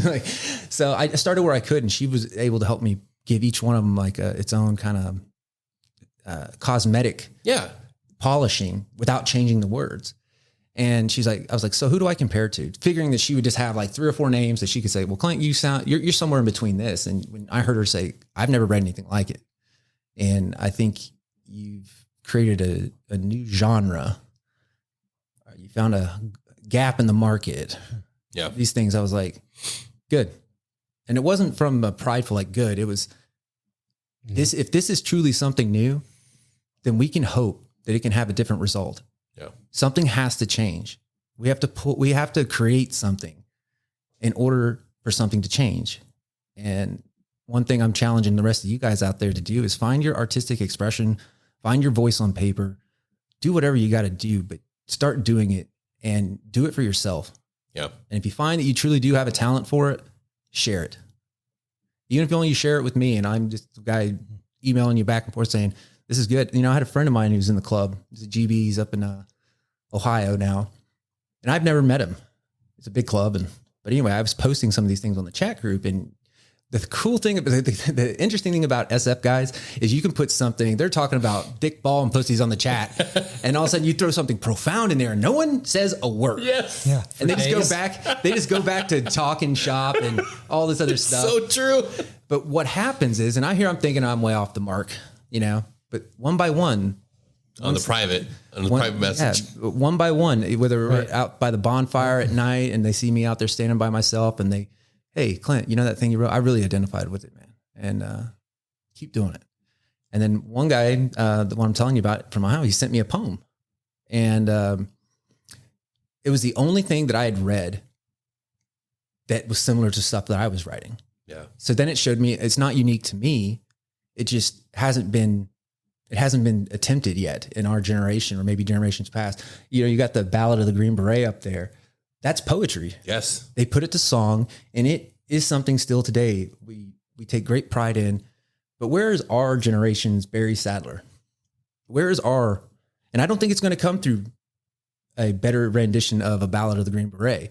I think it's going to come through unloading what's war like without telling war stories and find a way to communicate that point to people that not only been through it, but people that are trying to help someone through it. We need, and like what I was saying earlier, like everybody, and I just recently saw it posted on LinkedIn, older Green Beret posted a small snippet of John Wayne's The Green Berets. Mm-hmm. And the thread was like 5 million people just loving it. Oh, love the Green. It's such a true testament of our fighting Green Berets. I'm like, no, it's not. That's not who we are. You're off the mark there, Pilgrim. That's who we were in that time and place. The Green Berets that are part of our generation, the guys that we grew up and were mentored and developed by, are some hood ass G's, some very different. Break glass in case of war. That's right. We are not Boy Scouts, and we owe it to ourselves and to those guys to break that stigma and start talking about our experience in a healthy way and get that information out there. You're 100% correct. We need the next Barry Sadler. Well, the two things that really made the movie The Green Beret iconic and special for its time, it was the only movie made about Vietnam during the Vietnam War. Yeah. And if it hadn't been for John Wayne being John Wayne and saying, well, we're going to make this movie anyway, that was a huge thing because guys could rally around it. Guys could relate to it in a time that they needed to relate and rally around something. And This Is Me Over is just the first transmission. I'm hoping that we can follow the book with Read Your Lima Charlie, How Us. Oh, hell yeah. And then close it out. And that's basically getting everybody to send me their stuff. And I was just going to say, we'll narrate it and we'll tie it all together and we'll polish it up and get it back out there, but tell a wider aperture of more stories and feelings. Just driving home the point that these are things common to all in some way, shape, or form. You didn't have to get blown up by ID to be stressed out in a car. Yeah. You know, and then hopefully we can close out the 3-book series with Have You Say 'Em Out. And that's when I would like to bring the VA, SOCOM, P3, and all these people that have a vested interest in seeing us through physically, mentally, and emotionally, give them a voice at the table, say, well, this is what we're doing and we're seeing these results. And this is what we're going to do for the next war. Guys are going to deploy, but they're also going to give them a breakdown cycle, like that war cry afterwards. Yeah. Get it out. Yeah. Get it out. Like, you don't need to be going home to your family. And I know it sucks. And that's the reason why we always say we're fine, is because we just wanna run spent back. 6 months in Afghanistan, and we'll be back in Afghanistan or Iraq in the next 6 months. And every minute that we're home is 1 minute that we're not spending with our families because we're sitting here doing bullshit paperwork. So everybody goes, we're good, we're good, we're good, we're good, we're good, we're good. Boom. Just so they can get home. Yeah. And that shouldn't be the emphasis, in my opinion. The emphasis should be on making sure that they are given a chance to find the off switch prior to going home. Yeah. And I think that's something I've heard many people say is, they teach you where the on switch is, but they don't show you where the off switch is. And that's why you hear guys in the community, if you're not a part of it, always saying, he's just switched on right now. He's got the right mindset in the wrong place. And I talk about that also. It's called a tipping point, the way I described it.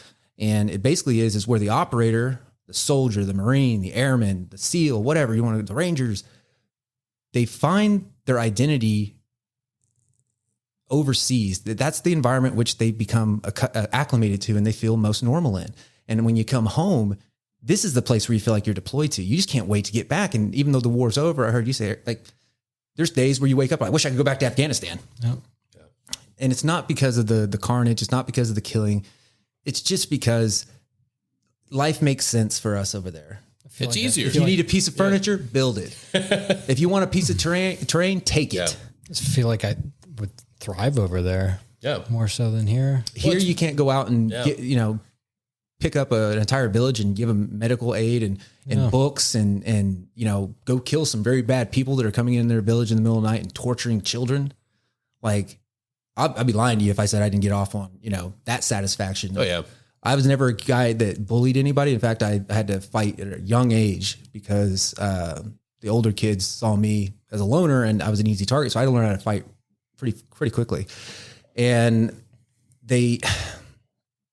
all I'm saying is this, is if we look at not only what caused it and the symptoms, and I think that's the difference right now, is we're looking at symptoms of war, and you need to do a deep dive into your past to say, well, is this now just something that has been exacerbated or worsened by something you already had inside of you? A feeling of I'm not good enough, turning into I'm going to keep deploying until I lose an arm and validate that I was in the war, or I lose my life and truly come home a hero. And that's when thank you for your service will actually apply to me. Exactly. We've seen it in our group of guys. Like it's never good enough to leave when you have everything, when you can just walk away.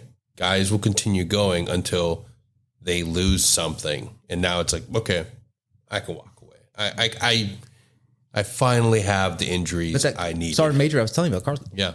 Freaking 3 Purple Hearts. And these guys too. And there was one guy in 7th group who was wounded in combat. He got shot and then he recovered, and all he was doing is chasing, like he wanted to be back in Afghanistan with his team for that next deployment. So talk about getting shot, going to Walter Reed.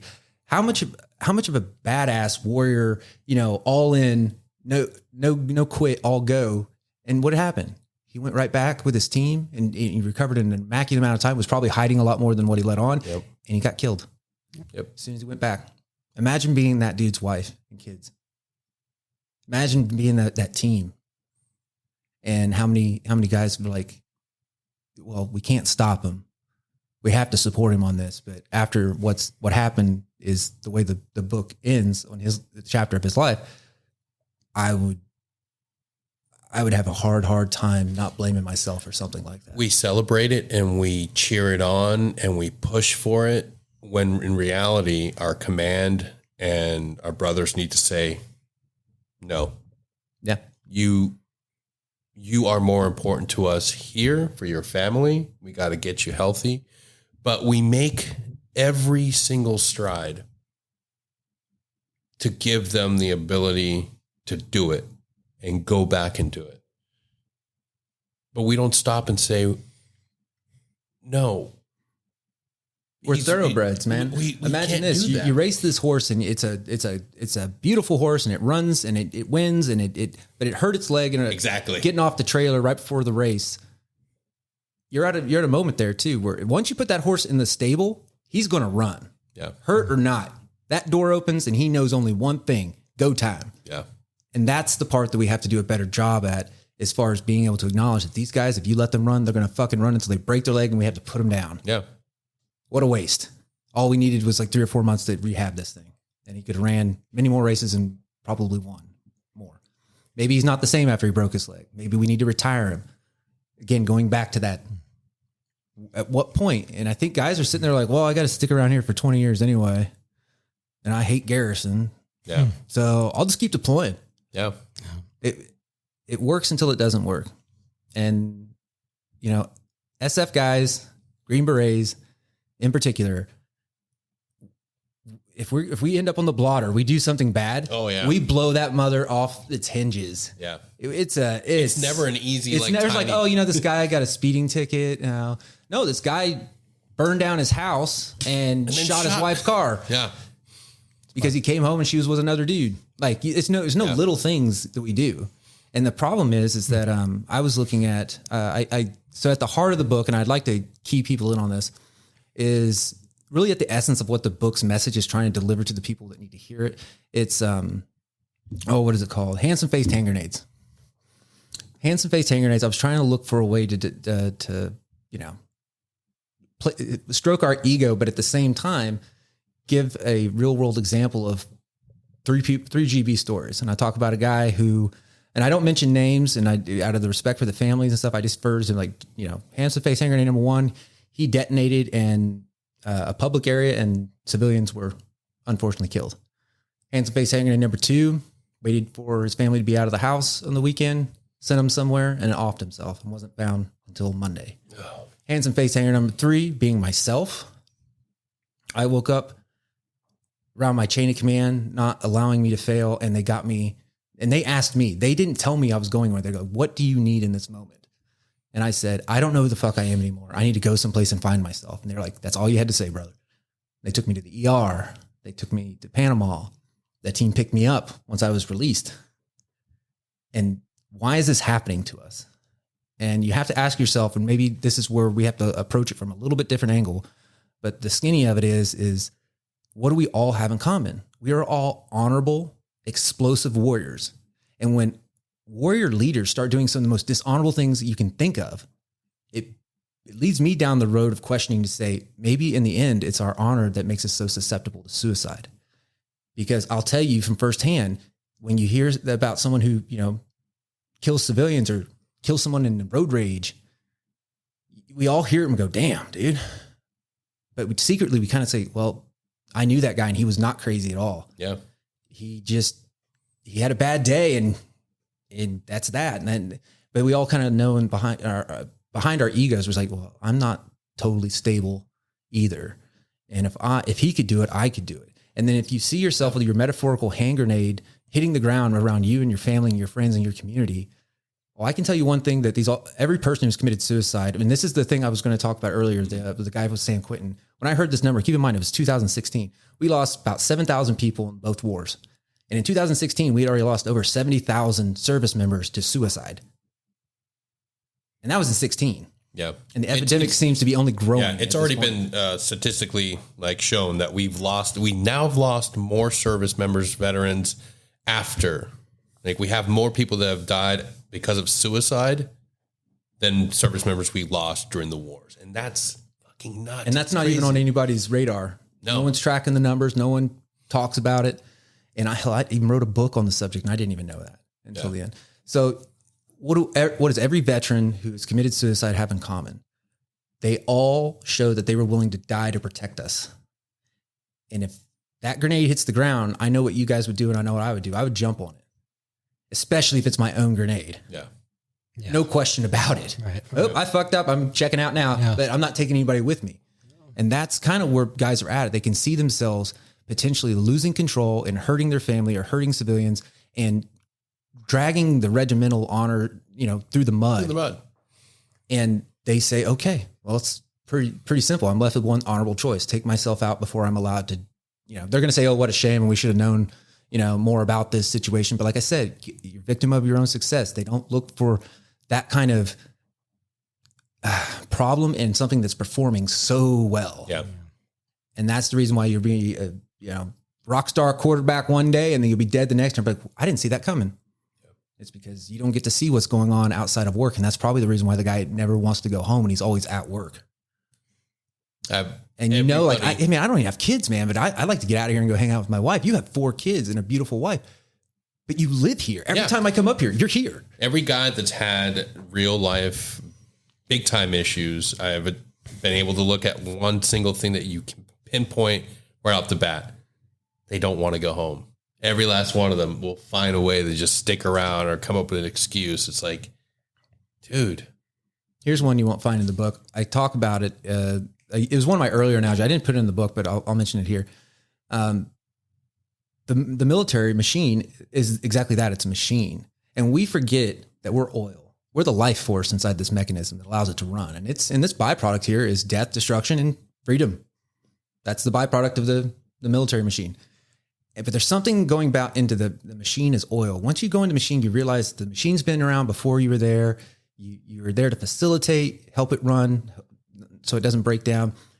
And then if you need to be pulled out, you can pull out and you can go be put in another machine that has a different byproduct in it. But guys that go past the tipping point and they identify, like I say in the book, with a piece of green headgear, it's almost as dangerous as saying, well, I'm a fuel pump. And I've talked to many sergeant majors who are like, I'm a fuel pump. Like, I'm not going anywhere. You guys wouldn't last 3 days without me here, you know? And that's a dangerous thing. It's funny and it's communal and you're like, okay. Yeah. But how many guys do over 20 years and they commit suicide within the first week of being out and they've achieved high rank and they just don't have, this was all they know. Right now, if you go to any treatment center, especially the ones that cater to our demographic, the scary thing is you're not seeing a lot of us. You're seeing our CSMs, our high ranking officers. They get burnt out and they're fucked up just like we are. Mm-hmm. And when I was at my last one, it was shocking to me to see that all amongst me were that exact type of guy, the guy that just stayed in.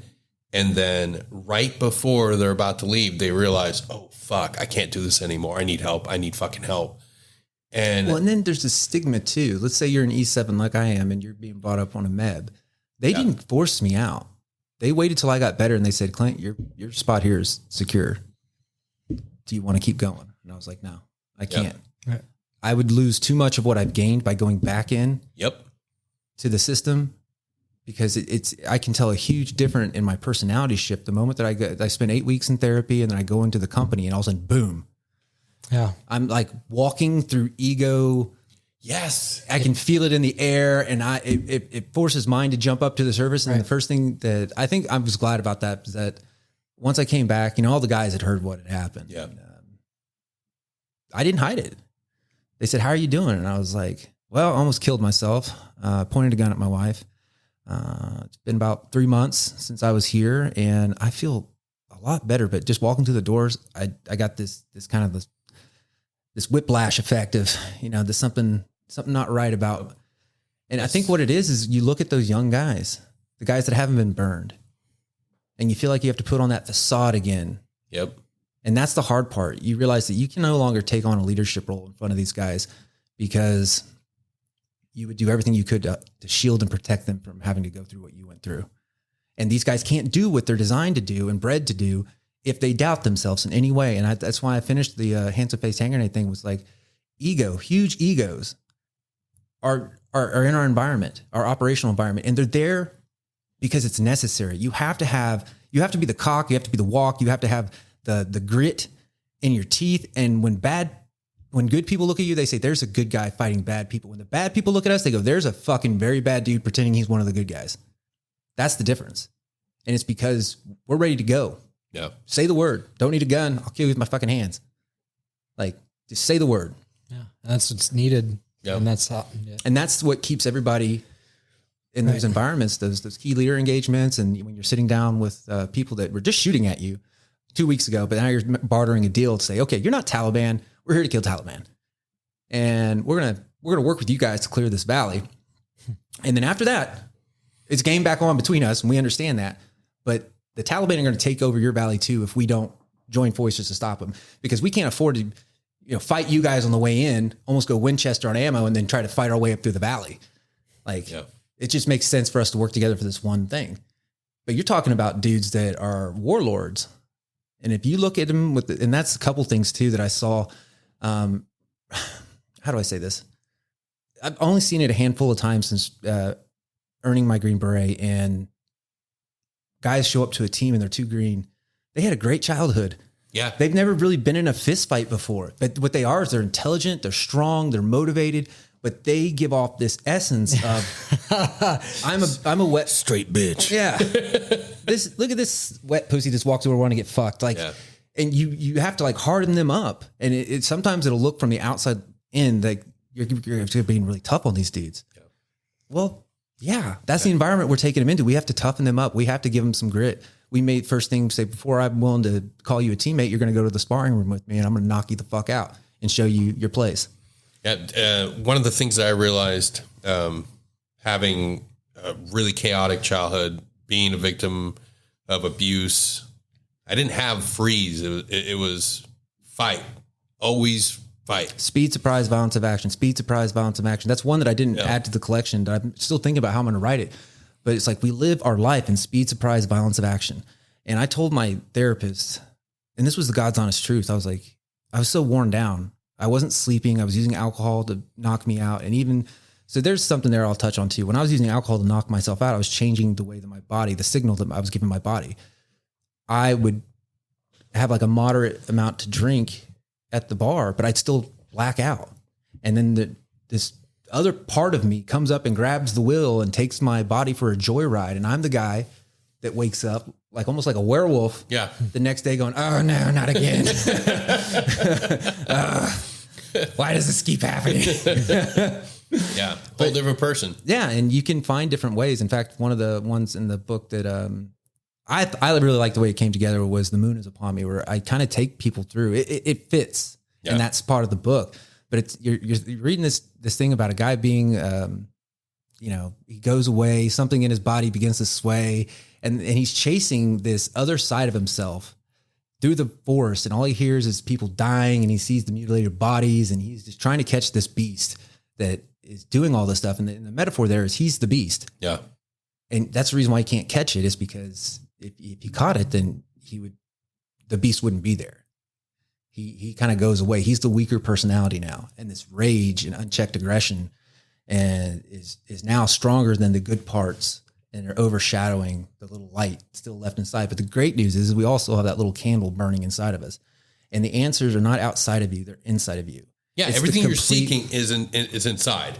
If you want to be validated, validate yourself. If you want to be loved, have some love for yourself. If you want to be understood, first you must stop and spend some time with yourself. And a lot, what you'll find is, cause I really went into this all in. Yeah. And what I found was, I'm an idea. If you were to come up and zap my memories from me, everything, I'd be a new person, ready to receive, ready to become a new personality because none of my past would matter. So I'm an idea, but I'm not an idea at what makes me me. And as you go deeper into yourself, you find that I'm connected to everything. And everything's connected to me. And my fucked up world only exists in my fucked up head because you can put two people in the same environment. One thrives and as happy as can be. And the other guy is sweating bullets, grinding his teeth, looking everybody's hip for guns. And, that's what I told the lady in the hospital. I was like, I just want to have one conversation where I just say hello. And that's the first word that comes to my mind. Not, are they left-handed, right-handed? Is there a gun? What are my liabilities? Where are my exits? How do I kill him? How does he kill me? Yeah. Before you even say hello to somebody. And then they introduce you to someone else and it happens all again. Speed, surprise, violent action, speed, surprise, violent action. And you just get in this mindset. You're stuck. That on switch is stuck and you're burning out your mechanisms because you're not supposed to be switched on all the time. And that's what drives guys into the bottle. That's what drives guys into, basically they get so broken down and worn out that when this voice comes up to their head saying, well, there's an obvious solution to your problems. Yeah. You don't want to hurt your family, do you? You don't want to take all this good shit your team's been doing and wipe your ass with it. Just go away. Yeah. And if you're a strong, healthy, rested person, you're like, not today, devil. Yeah. But when you're beaten down and that voice is so much stronger than the voice you feel like you have left, the first thing you must do is stop and admit that you need help. Yeah. Let me ask you this. After inpatient treatment, did you do intensive outpatient treatment? For 8 weeks. Did you also, what were some other things? Have you tried SGB? What is SGB? Yeah, stellate ganglion block. No, but I've known guys that, Yeah. the only thing I've done is I get these migraine headaches. And so I've been seeing The old Botox. the Botox, and it really does help. Yeah. It does help. And maybe the reason why I look so young. Dude, my face doesn't move. I am a big fan of the Botox injections. I now get them all over my jaw. Because like they were dry needling my friggin' jaw to try to get my TMJ, my jaw locks. Yeah. So you see these? Yeah. These are all porcelain veneers. You grind? I broke my teeth in my sleep. I bit through, they gave me 3 bits. And No shit. And I chewed right through all 3 of them. And one night I had fallen asleep and the bit had fallen out. And I literally snapped my 2 front teeth. Holy shit. While having a nightmare or having an intense dream or something like that. Yeah. And I got up the next day. I told my wife, I'm going to go get fake teeth. And she was like, well, they can probably, I was like, no. Yeah. Like they were gnarly. Damn. Because you also keep in mind, I'm dipping 2 cans of Copenhagen a day, drinking coffee for breakfast, lunch, and dinner. And it's just, I lived a soldier's lifestyle, same as you. And in our environment, it's totally normal to sit there and see a guy that has Copenhagen all in his mouth, just talking and spitting in front of you like, it's okay, man, it's okay. And you're like, yeah, but we are constantly having to put some sort of chemical in our body to curb something else, some stressful or something to calm us down. Yeah. What are your daily, like for me, I've realized like I'm a big believer in not only my therapy, doctors, medication, but mindfulness and meditation. Like I need all of those like treatment modalities to keep this thing functioning, like on top of like being active, trying to do everything I can to maintain that. Physical exertion is quintessential. And that's what happens like with me when I had my back. I talk about it also in one of the chapters where it's like, I was my physicality, making the national team when I was 17. That was the first time anybody had noticed me, given me a chance, then noticed me.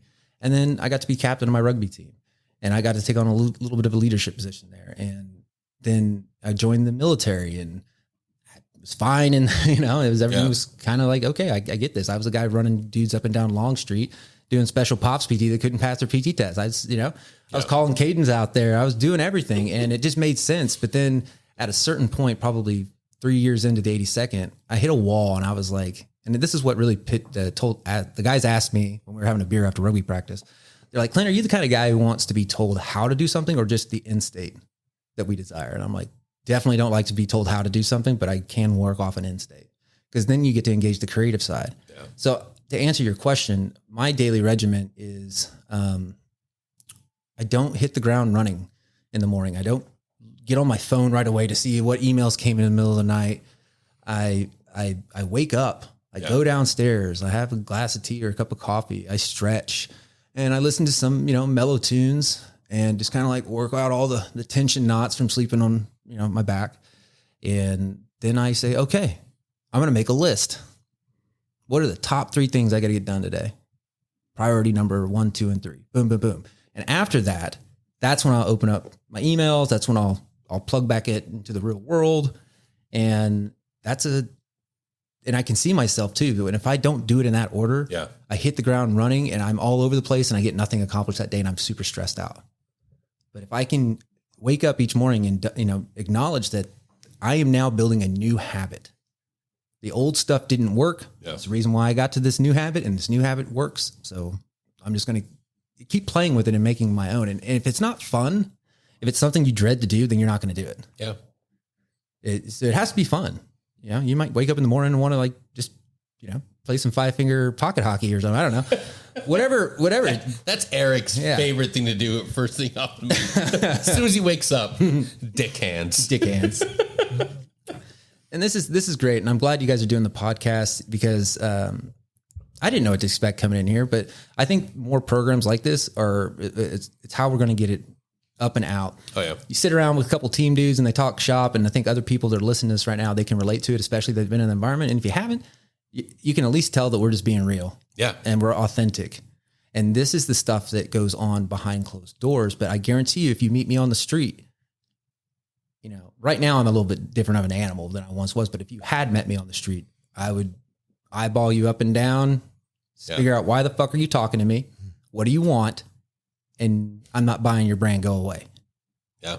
But now it's like, that's the great thing. And I think I can end it on this. Yeah. Is that, you remember what I said at the beginning, and I was this carefree kid at the farm flipping over rocks. Yes. You never know what's underneath the rock. And I asked myself this question: when did I start turning over rocks? And in this metaphor, it's people. When did I start looking at somebody and instantly make an assessment on who they are, what they're about, motivations, everything? And I didn't even say hi to them, but I already knew who they were. So now I challenge that. I go up and I say hello to people. I talk to them. And I'm 9 times out of 10 completely fucking wrong. And I have a lot more in common with people than I would have ever allowed myself while I was carrying around the persona of a piece of green headgear. So we need each other. Some guys are still there. Some guys have been there for a while, and it's going to take other GBs or Marines, airmen, you know, that have walked the walk with them, and they know how to talk the talk to get through them. So I beg you guys, read the book. Freaking get it to them. The book is not like your traditional book. I've read maybe 5 books in my entire life, but I can read my book. They were all weapons sergeant manuals. I can go back and reread mine. Why? Because it's in poetry and, you know, prose. I didn't know what a pro was until I got my first review. Like, it's prose. Like, I didn't even know what a pro was. I guess I looked it up and it was like, okay, that makes sense. Again, no training. It just kind of came out. And so it's a book that you'll read once from cover to cover. It's a quick read. And you'll probably go back 1,000 times after that and reference it. Yeah. No, I believe that the best way to read this is like I do in the mornings. The first thing I do, I sit down, I do my meditation, then I read my daily meditation book, and then Robert Frost, and then this. And that is a perfect way for me to engage with the rest of the day, because I read something that is impactful, that stays with me, and I go about the rest of the day intentionally and purposefully with not just the words of, you know, Greek philosophers, but modern day. Oh, since you hit on the word philosophy, I had a person come up to me one time like, Clint, I've been reading your stuff and you're obviously into philosophy. And I'm like, nope, never read philosophy. I never took philosophy. I never took psychology either, to tell you the truth. Until now, that's the way I was like, you know what? I looked at Socrates. He was the only one that came to mind, even with an alternative education. You still have heard this name, Socrates. Basically, alternative center was, you know, we did do physics there. It was called ping pong. But I looked up Socrates and I read something, you know, I read some of his stuff and it was kind of cool, man. Reading something that's hundreds of years old and you're like, oh, he came up with the same conclusion. Good for him. Yeah. But here I'm not cross-pollinating. And that's why I think that this book could never be duplicated on my part again, because now I am looking into philosophy, psychology, and I'm reading other people's works, and it's stimulating a whole lot of great ideas. Questions. My wife and I just came up with a book last night. We were eating sushi, and we've been through such a roller coaster of a ride. And I was like, wouldn't that be a great book? And I pitched it to her, and she loved it. She was like, Happily Only After, an unconventional fairy tale ending. Or, you know, they always hear it and they lived happily ever after. Well, my wife and I are learning how to live happily again, but only after we both owned our part of the problem. And only when two people are healthy, can you then gauge where the relationship's at. It takes two healthy people to sit in the room with each other and talk to each other. And that's when you'll know if the love's or the relationship's gone, or the interest is gone, or there's a bad codependency going on. I got lucky.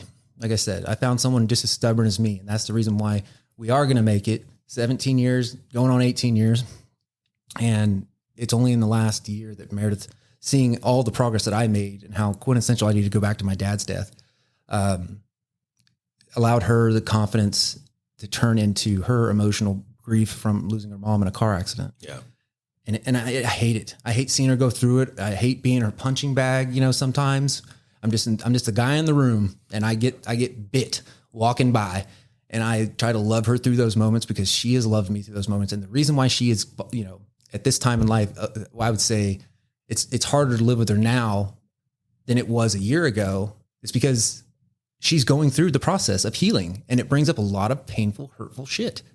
And she held herself together for me, but there's something about two alphas cohabitating the same life together, home together, is that one of us can be strong, the other one can slip up and deal with some shit. But if we're both broke at the same time, then our life's going to fall apart because somebody has to, you know, be taking care of the bills. Someone has to be taking care of all life's little intricacies. And so she waited until she saw I was on good footing. She saw Clint that she hadn't seen in a very long time. And he stuck around and proved to her that it wasn't just a little fleeting thing, but Clint is back. And that allowed her the confidence. But it took her understanding that the reason why you're pushing me away right now is because it's easier to push me away than it is to go into yourself. And maybe I do need to take a walk and leave you alone with yourself. Maybe sometimes holding on to somebody for too long and trying to protect them too hard is actually what's holding them back. And that's the reason why when I walked through the doors in the hospital, I realized I'm not going to get this fucking chance again. I am a lucky son of a bitch to be here. If I don't get something, I don't have some epiphany while I'm here that sets me up for success on the outside, then I don't know. I don't know where I'll go. But the great thing is it started in the hospital, but doing the 8 weeks outpatient. Oh yeah. A lot of good stuff came from that. And then there is a time when you go back around the guys, and that's when you can kind of see it through. You know, when I left the Army for 3 years, I came back and it's like almost seeing the answers to the test. You see sergeant majors that have never spent a day outside of the Army, but you've been out for 3 years. And yes, they have the rank, and yes, but you can see that do you understand that the Army keeps rolling along? I think we made a song about that somewhere along the lines. And the you that is in that chair is not you. It's a rank, it's a position, your oil. And then as soon as you get swapped out or you live your shelf life, there's going to be someone else sitting in that chair. Yeah. And being able to leave work at work, it's one of the hardest things to do in modern day times because, again, that cell phone strapped to that portable office. So I encourage you guys, turn off your phone. Don't apologize for taking time for yourself. And spend some time looking at your outer self, which is a projection / idea, and compare that to the inner self, the real self. And try to get to the point where you can be the same guy on the inside as you are the outside. And it doesn't matter. The chameleon's gone. You walk through a door and you're you. It doesn't matter if there's a bunch of alpha males in there or there's a bunch of, hood rats in there. You are the same guy. You give everybody the same opportunities. What is that quintessential thing? Have a plan to kill everybody in the room, but be nice. Yeah. Until it's time not to be nice. And you'll find out that being nice is what you end up doing 99% of the time. And I think some guys with the off switch, and I know I felt this when I was out, when I was really switched on, I couldn't sit in public areas. I was getting panic attacks. I was something would drop and I'd spring up ready to go. Your brain's constantly in that assessment mode. And, I forgot what I was going to say, TBI. Half the guys out there like, I get this guy now. Yeah, no, that's dude, it happens every day. And you just got to have grace, forgive yourself, and love the process because it'll come back to you. Mm-hmm. That's a great thing about this podcast. That's why I write shit down. Yeah, you can come back on anytime you want. You could have some profound stuff come across your frontal lobe. And so I'll talk about this, guys, just to get you started, and then we'll end it there, is that you may be asking yourself, well, how do you start writing? Well, early on, it would come to me in my dreams. I would literally wake up and I'd be somewhere in between conscious and unconscious, and my thumbs would be moving on a screen. And when I'd wake up the next day, there's probably 80% of the words that are misspelled, and even Google doesn't know what the fuck I was trying to say. But I figure out, and I put it all together, and then I show it to my wife, and then she does have a college background, and she would put it to where I could show it to somebody else. And nowadays, instead of these things coming to me in my dreams, because I learned that I was like, this is not a good thing for you, because just having the phone next to me in bed was a bad thing. Yeah. So I leave it in the bathroom to where when the alarm goes off or if the phone goes off, I have to get up, walk over, but it's more than an arm's length away. So I don't write as much as I do in my sleep anymore, but I'll be sitting there, and it's usually when I'm in the shower, I do my best thinking. Something will come to me and I'll like scribble it in the steam. And as soon as I get out and dry off, I go and put it in my phone. And it's sometimes just a couple words. Sometimes it just comes out in one transmission. As soon as your fingers start going, it comes. But you'll find stuff. This is one you won't find in the book. Let's see if I can pull it up, but we'll end on this just so you guys know that you're not alone out there. And do you guys have a favorite in the book that you guys read that really spoke to you? My favorite so far was actually Arlington, which you read. And there's one more. Well, this one. Purple. No, that purple was Arlington. Oh, this one. When the music finally stopped. Yeah, because you talk about your wife, and that was impactful, because one thing that I've always focused on, try to tell people, is you got to make your wife part of your healing. You got to make your partner. So instead of reading that one, I'll read this one to you guys. So all cards on the table. I wrote, it's called My Queen. But this came around our 15th or 16th anniversary, and I realized, oh, fuck, I totally forgot about our anniversary, and I don't have a gift. Crunch time. So I thought, you're playing around with words, and you seem to be writing a lot. So try to express that thing that you never seem to be able to. You lean in and you say, I love you, babe. Yeah. But what does I love you mean? Go a little bit deeper. Yeah. Go with that. And it's because I went with it. I wrote this, and it was all one paragraph. Yeah. And it wasn't even supposed to be a part of the collection I sent to Mel, but she chopped it up, broke it up, and then she said it was one of her favorites coming back. And I was like, oh, that wasn't supposed to be. Okay. But it's called My Queen. And this is the part of the warrior inside of us that I have a voice on paper that I do not have in the outside world. That's why I write. So I need you, want you, dare not live without you. I find peace in your ocean eyes, desire between your precious thighs. You shake me to my very core, pulling me from my nightmare's door, for all the world presses down upon my mortal shoulders. The song from your lips lifts the crushing load from my body. Your hands cast the world back into the heavens where it becomes weightless to the touch. Your eyes are the stars above, guiding me back to the light as I drift aloft in an endless desert of space and darkness. Your arms shield me from arrows of disparity, protecting me from hopelessness. Your mouth pours whispers of sweet honey potions that ignite a power greater than 1,000 suns, burning endlessly in my heart for you and you alone. Your hips give birth to the pumping in my heart as our bodies fit together like the final pieces of a missing, unfinished puzzle. You're my Aphrodite, my goddess, my one true keeper of my heart's key. You have unlocked all that is good in me and have helped chain the dragon deep inside me that only wants to spit fire, hate, and pain upon myself and the world around me. You found me encompassed by a legion of demons. I was lost, outnumbered, and without the strength to unleash my sword. But with one kiss, you brought a soothing hope to this broken and tormented man. I was born anew in that moment. You freed my sword from the heavy stone of loneliness, giving me the power to slay my demons and remake my life anew under a power of a rising sun, bringing with it a new day, a new chance, and a new love that I've never felt before your kiss. You are my queen, my love, my life, and for this life and all the ages, eons to come.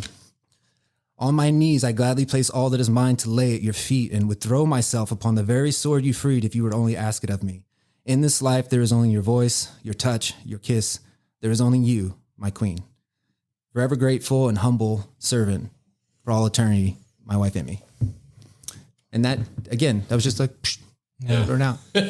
You guys be surprised, man. And if you can put into words and show somebody, you'll find that tough guys, especially, we have a hard time putting things into words in the moment. That's why we cuss so much and we stick to movie jokes and all this other stuff. But if you really tap into what makes us us, that passion for our country, that passion for our family, if you were ever willing to die on another's behalf, you have a passion that not a lot of people on this planet have. Yeah, more and more people, and you're not even the first poet we've had. My good friend Joe Bell, we were at Laurel Ridge together, and was also somebody that I was learning meditation with. He's the first one that was helping me try to express a lot of emotions and feelings through poetry, and the guy can just write. I mean, you give him any prompt, and he's just gets it, and he hits you with these haikus are just like, holy shit, like that's deep. Yeah. It makes it. I'll give you one more. This is one not in the book. I just wrote this. Looks So like yeah, Joe Belt, you've got some challengers. here's Joe. So this is not polished up or anything like that, but this kind of shows you how we are going to write stuff different from other people. Yeah. It's called Grazing Lions. Lay with sheep if ye be sheep. Lay with lions if ye be lions. I, a sheep, who allowed myself to be eaten by a lion, have become the lion. The tastiest flesh comes from that of another predator's. For I, a sheep, who became a lion, now protect my flock by eating other lions. No matter, or I matter, you matter, life matters. How do we, as sheep who became lions, refrain from becoming predators ourselves now? How long can we lions be in this new skin grazing anguishedly on grass? We must keep the flock in sight to protect them, but also must keep our distance, for our thirst for blood and our hunger for flesh now overwhelms our sandy textured tongues. Lay with sheep if ye be sheep, lay with lions if ye be lions, but regard the lion that snips at the grass while in your presence. Okay. Yeah. And I challenge you guys, make a better one. All right. I'm on it. All right. We're going to do it. Cheers. I can't thank you enough for coming on today, man. I'll come back, man. This is a lot of fun. Right? Yeah, just talking shop. We got to get Ryan. If you guys want to learn more, you can go to my website. Oh, shit. You got a website. We're going to plug that in. Yeah, so it's www.wordsbybodel.com. And so Beaudel is Beaudel, wordsbybodel.com. And the book is called You, This Is Me Over, and it's now available on Amazon and Kindle. Yeah, and the first look is super extensive for it too. Yeah. It's good. Yeah. Throw those reviews. But that's where you're going to see me posting new stuff. And Nice. we're going to, we're going to get, and it has a Clint at words@beaudel.com. You can reach out to me, email me, bro. If you're a closet poet or you just have something, email it to me, dude. I will do everything I can to answer everybody's emails, especially if it's a creative expression. You know, that guy, Joe, I was telling you about up in Ohio, he sent me something and I said it was the only time that I read something that actually sounded like something I would have written, but where I helped him improve it. He talked about it was an op where, you know, they drop a J dam and they were taking heavy fire from the tree line and then boom, body parts everywhere. And he had done a pretty good poetic job up to the point of describing the bomb. Yeah. And so he called it a J dam and he labeled the plane. And I was like, okay, well, not everybody will know what an F-16 is or an A-10. And a JDAM, not a lot of people know what a JDAM is. So what if you change this one part to the eagle screams, the bomb's released, ruby red glitter now all on the trees. It's something you can see. It's something you can taste. You can touch it. And that's where I challenge you guys is don't, you know, and if you have to write it out that way, write it out that way, but always be looking, how can I open this aperture up to make it more inclusive of other people that may not, I'm going to lose them in the technical stuff. And even as non-technical as my book was, even in the reviews, some people are like, this is an awesome book. Loved it. But he loses me in a couple parts when I start talking about company sergeant majors, company commanders. Like, well, dude, sorry, bro. You weren't my target audience. It's not for you. But if you got from cover to cover and you're still giving it a 3 out of 4 stars and the only thing was a couple spelling errors or grammatical errors, it's a win. That's a win. Hell yeah, dude. Yeah. Well, I appreciate it, guys. Thank you so much. Thank you, man. Yeah, man. Damn, this was good. So without... Who's your daddy? What's he do? Yeah. Who is your daddy and what does he do? Well, I'll tell you what he does. He makes sick beats. His name is Eric Simcox. Very nice. Great success. Thank you so much, guys, for tuning in for another episode of a Security Halt podcast. The only podcast that's here for you. Well, some of you, not all of you. But you know who it is for. You know. If you fuck. Not me personally, but a guy I know. Him and that podcast, they got it on. Love you guys. Stay safe. Goodbye.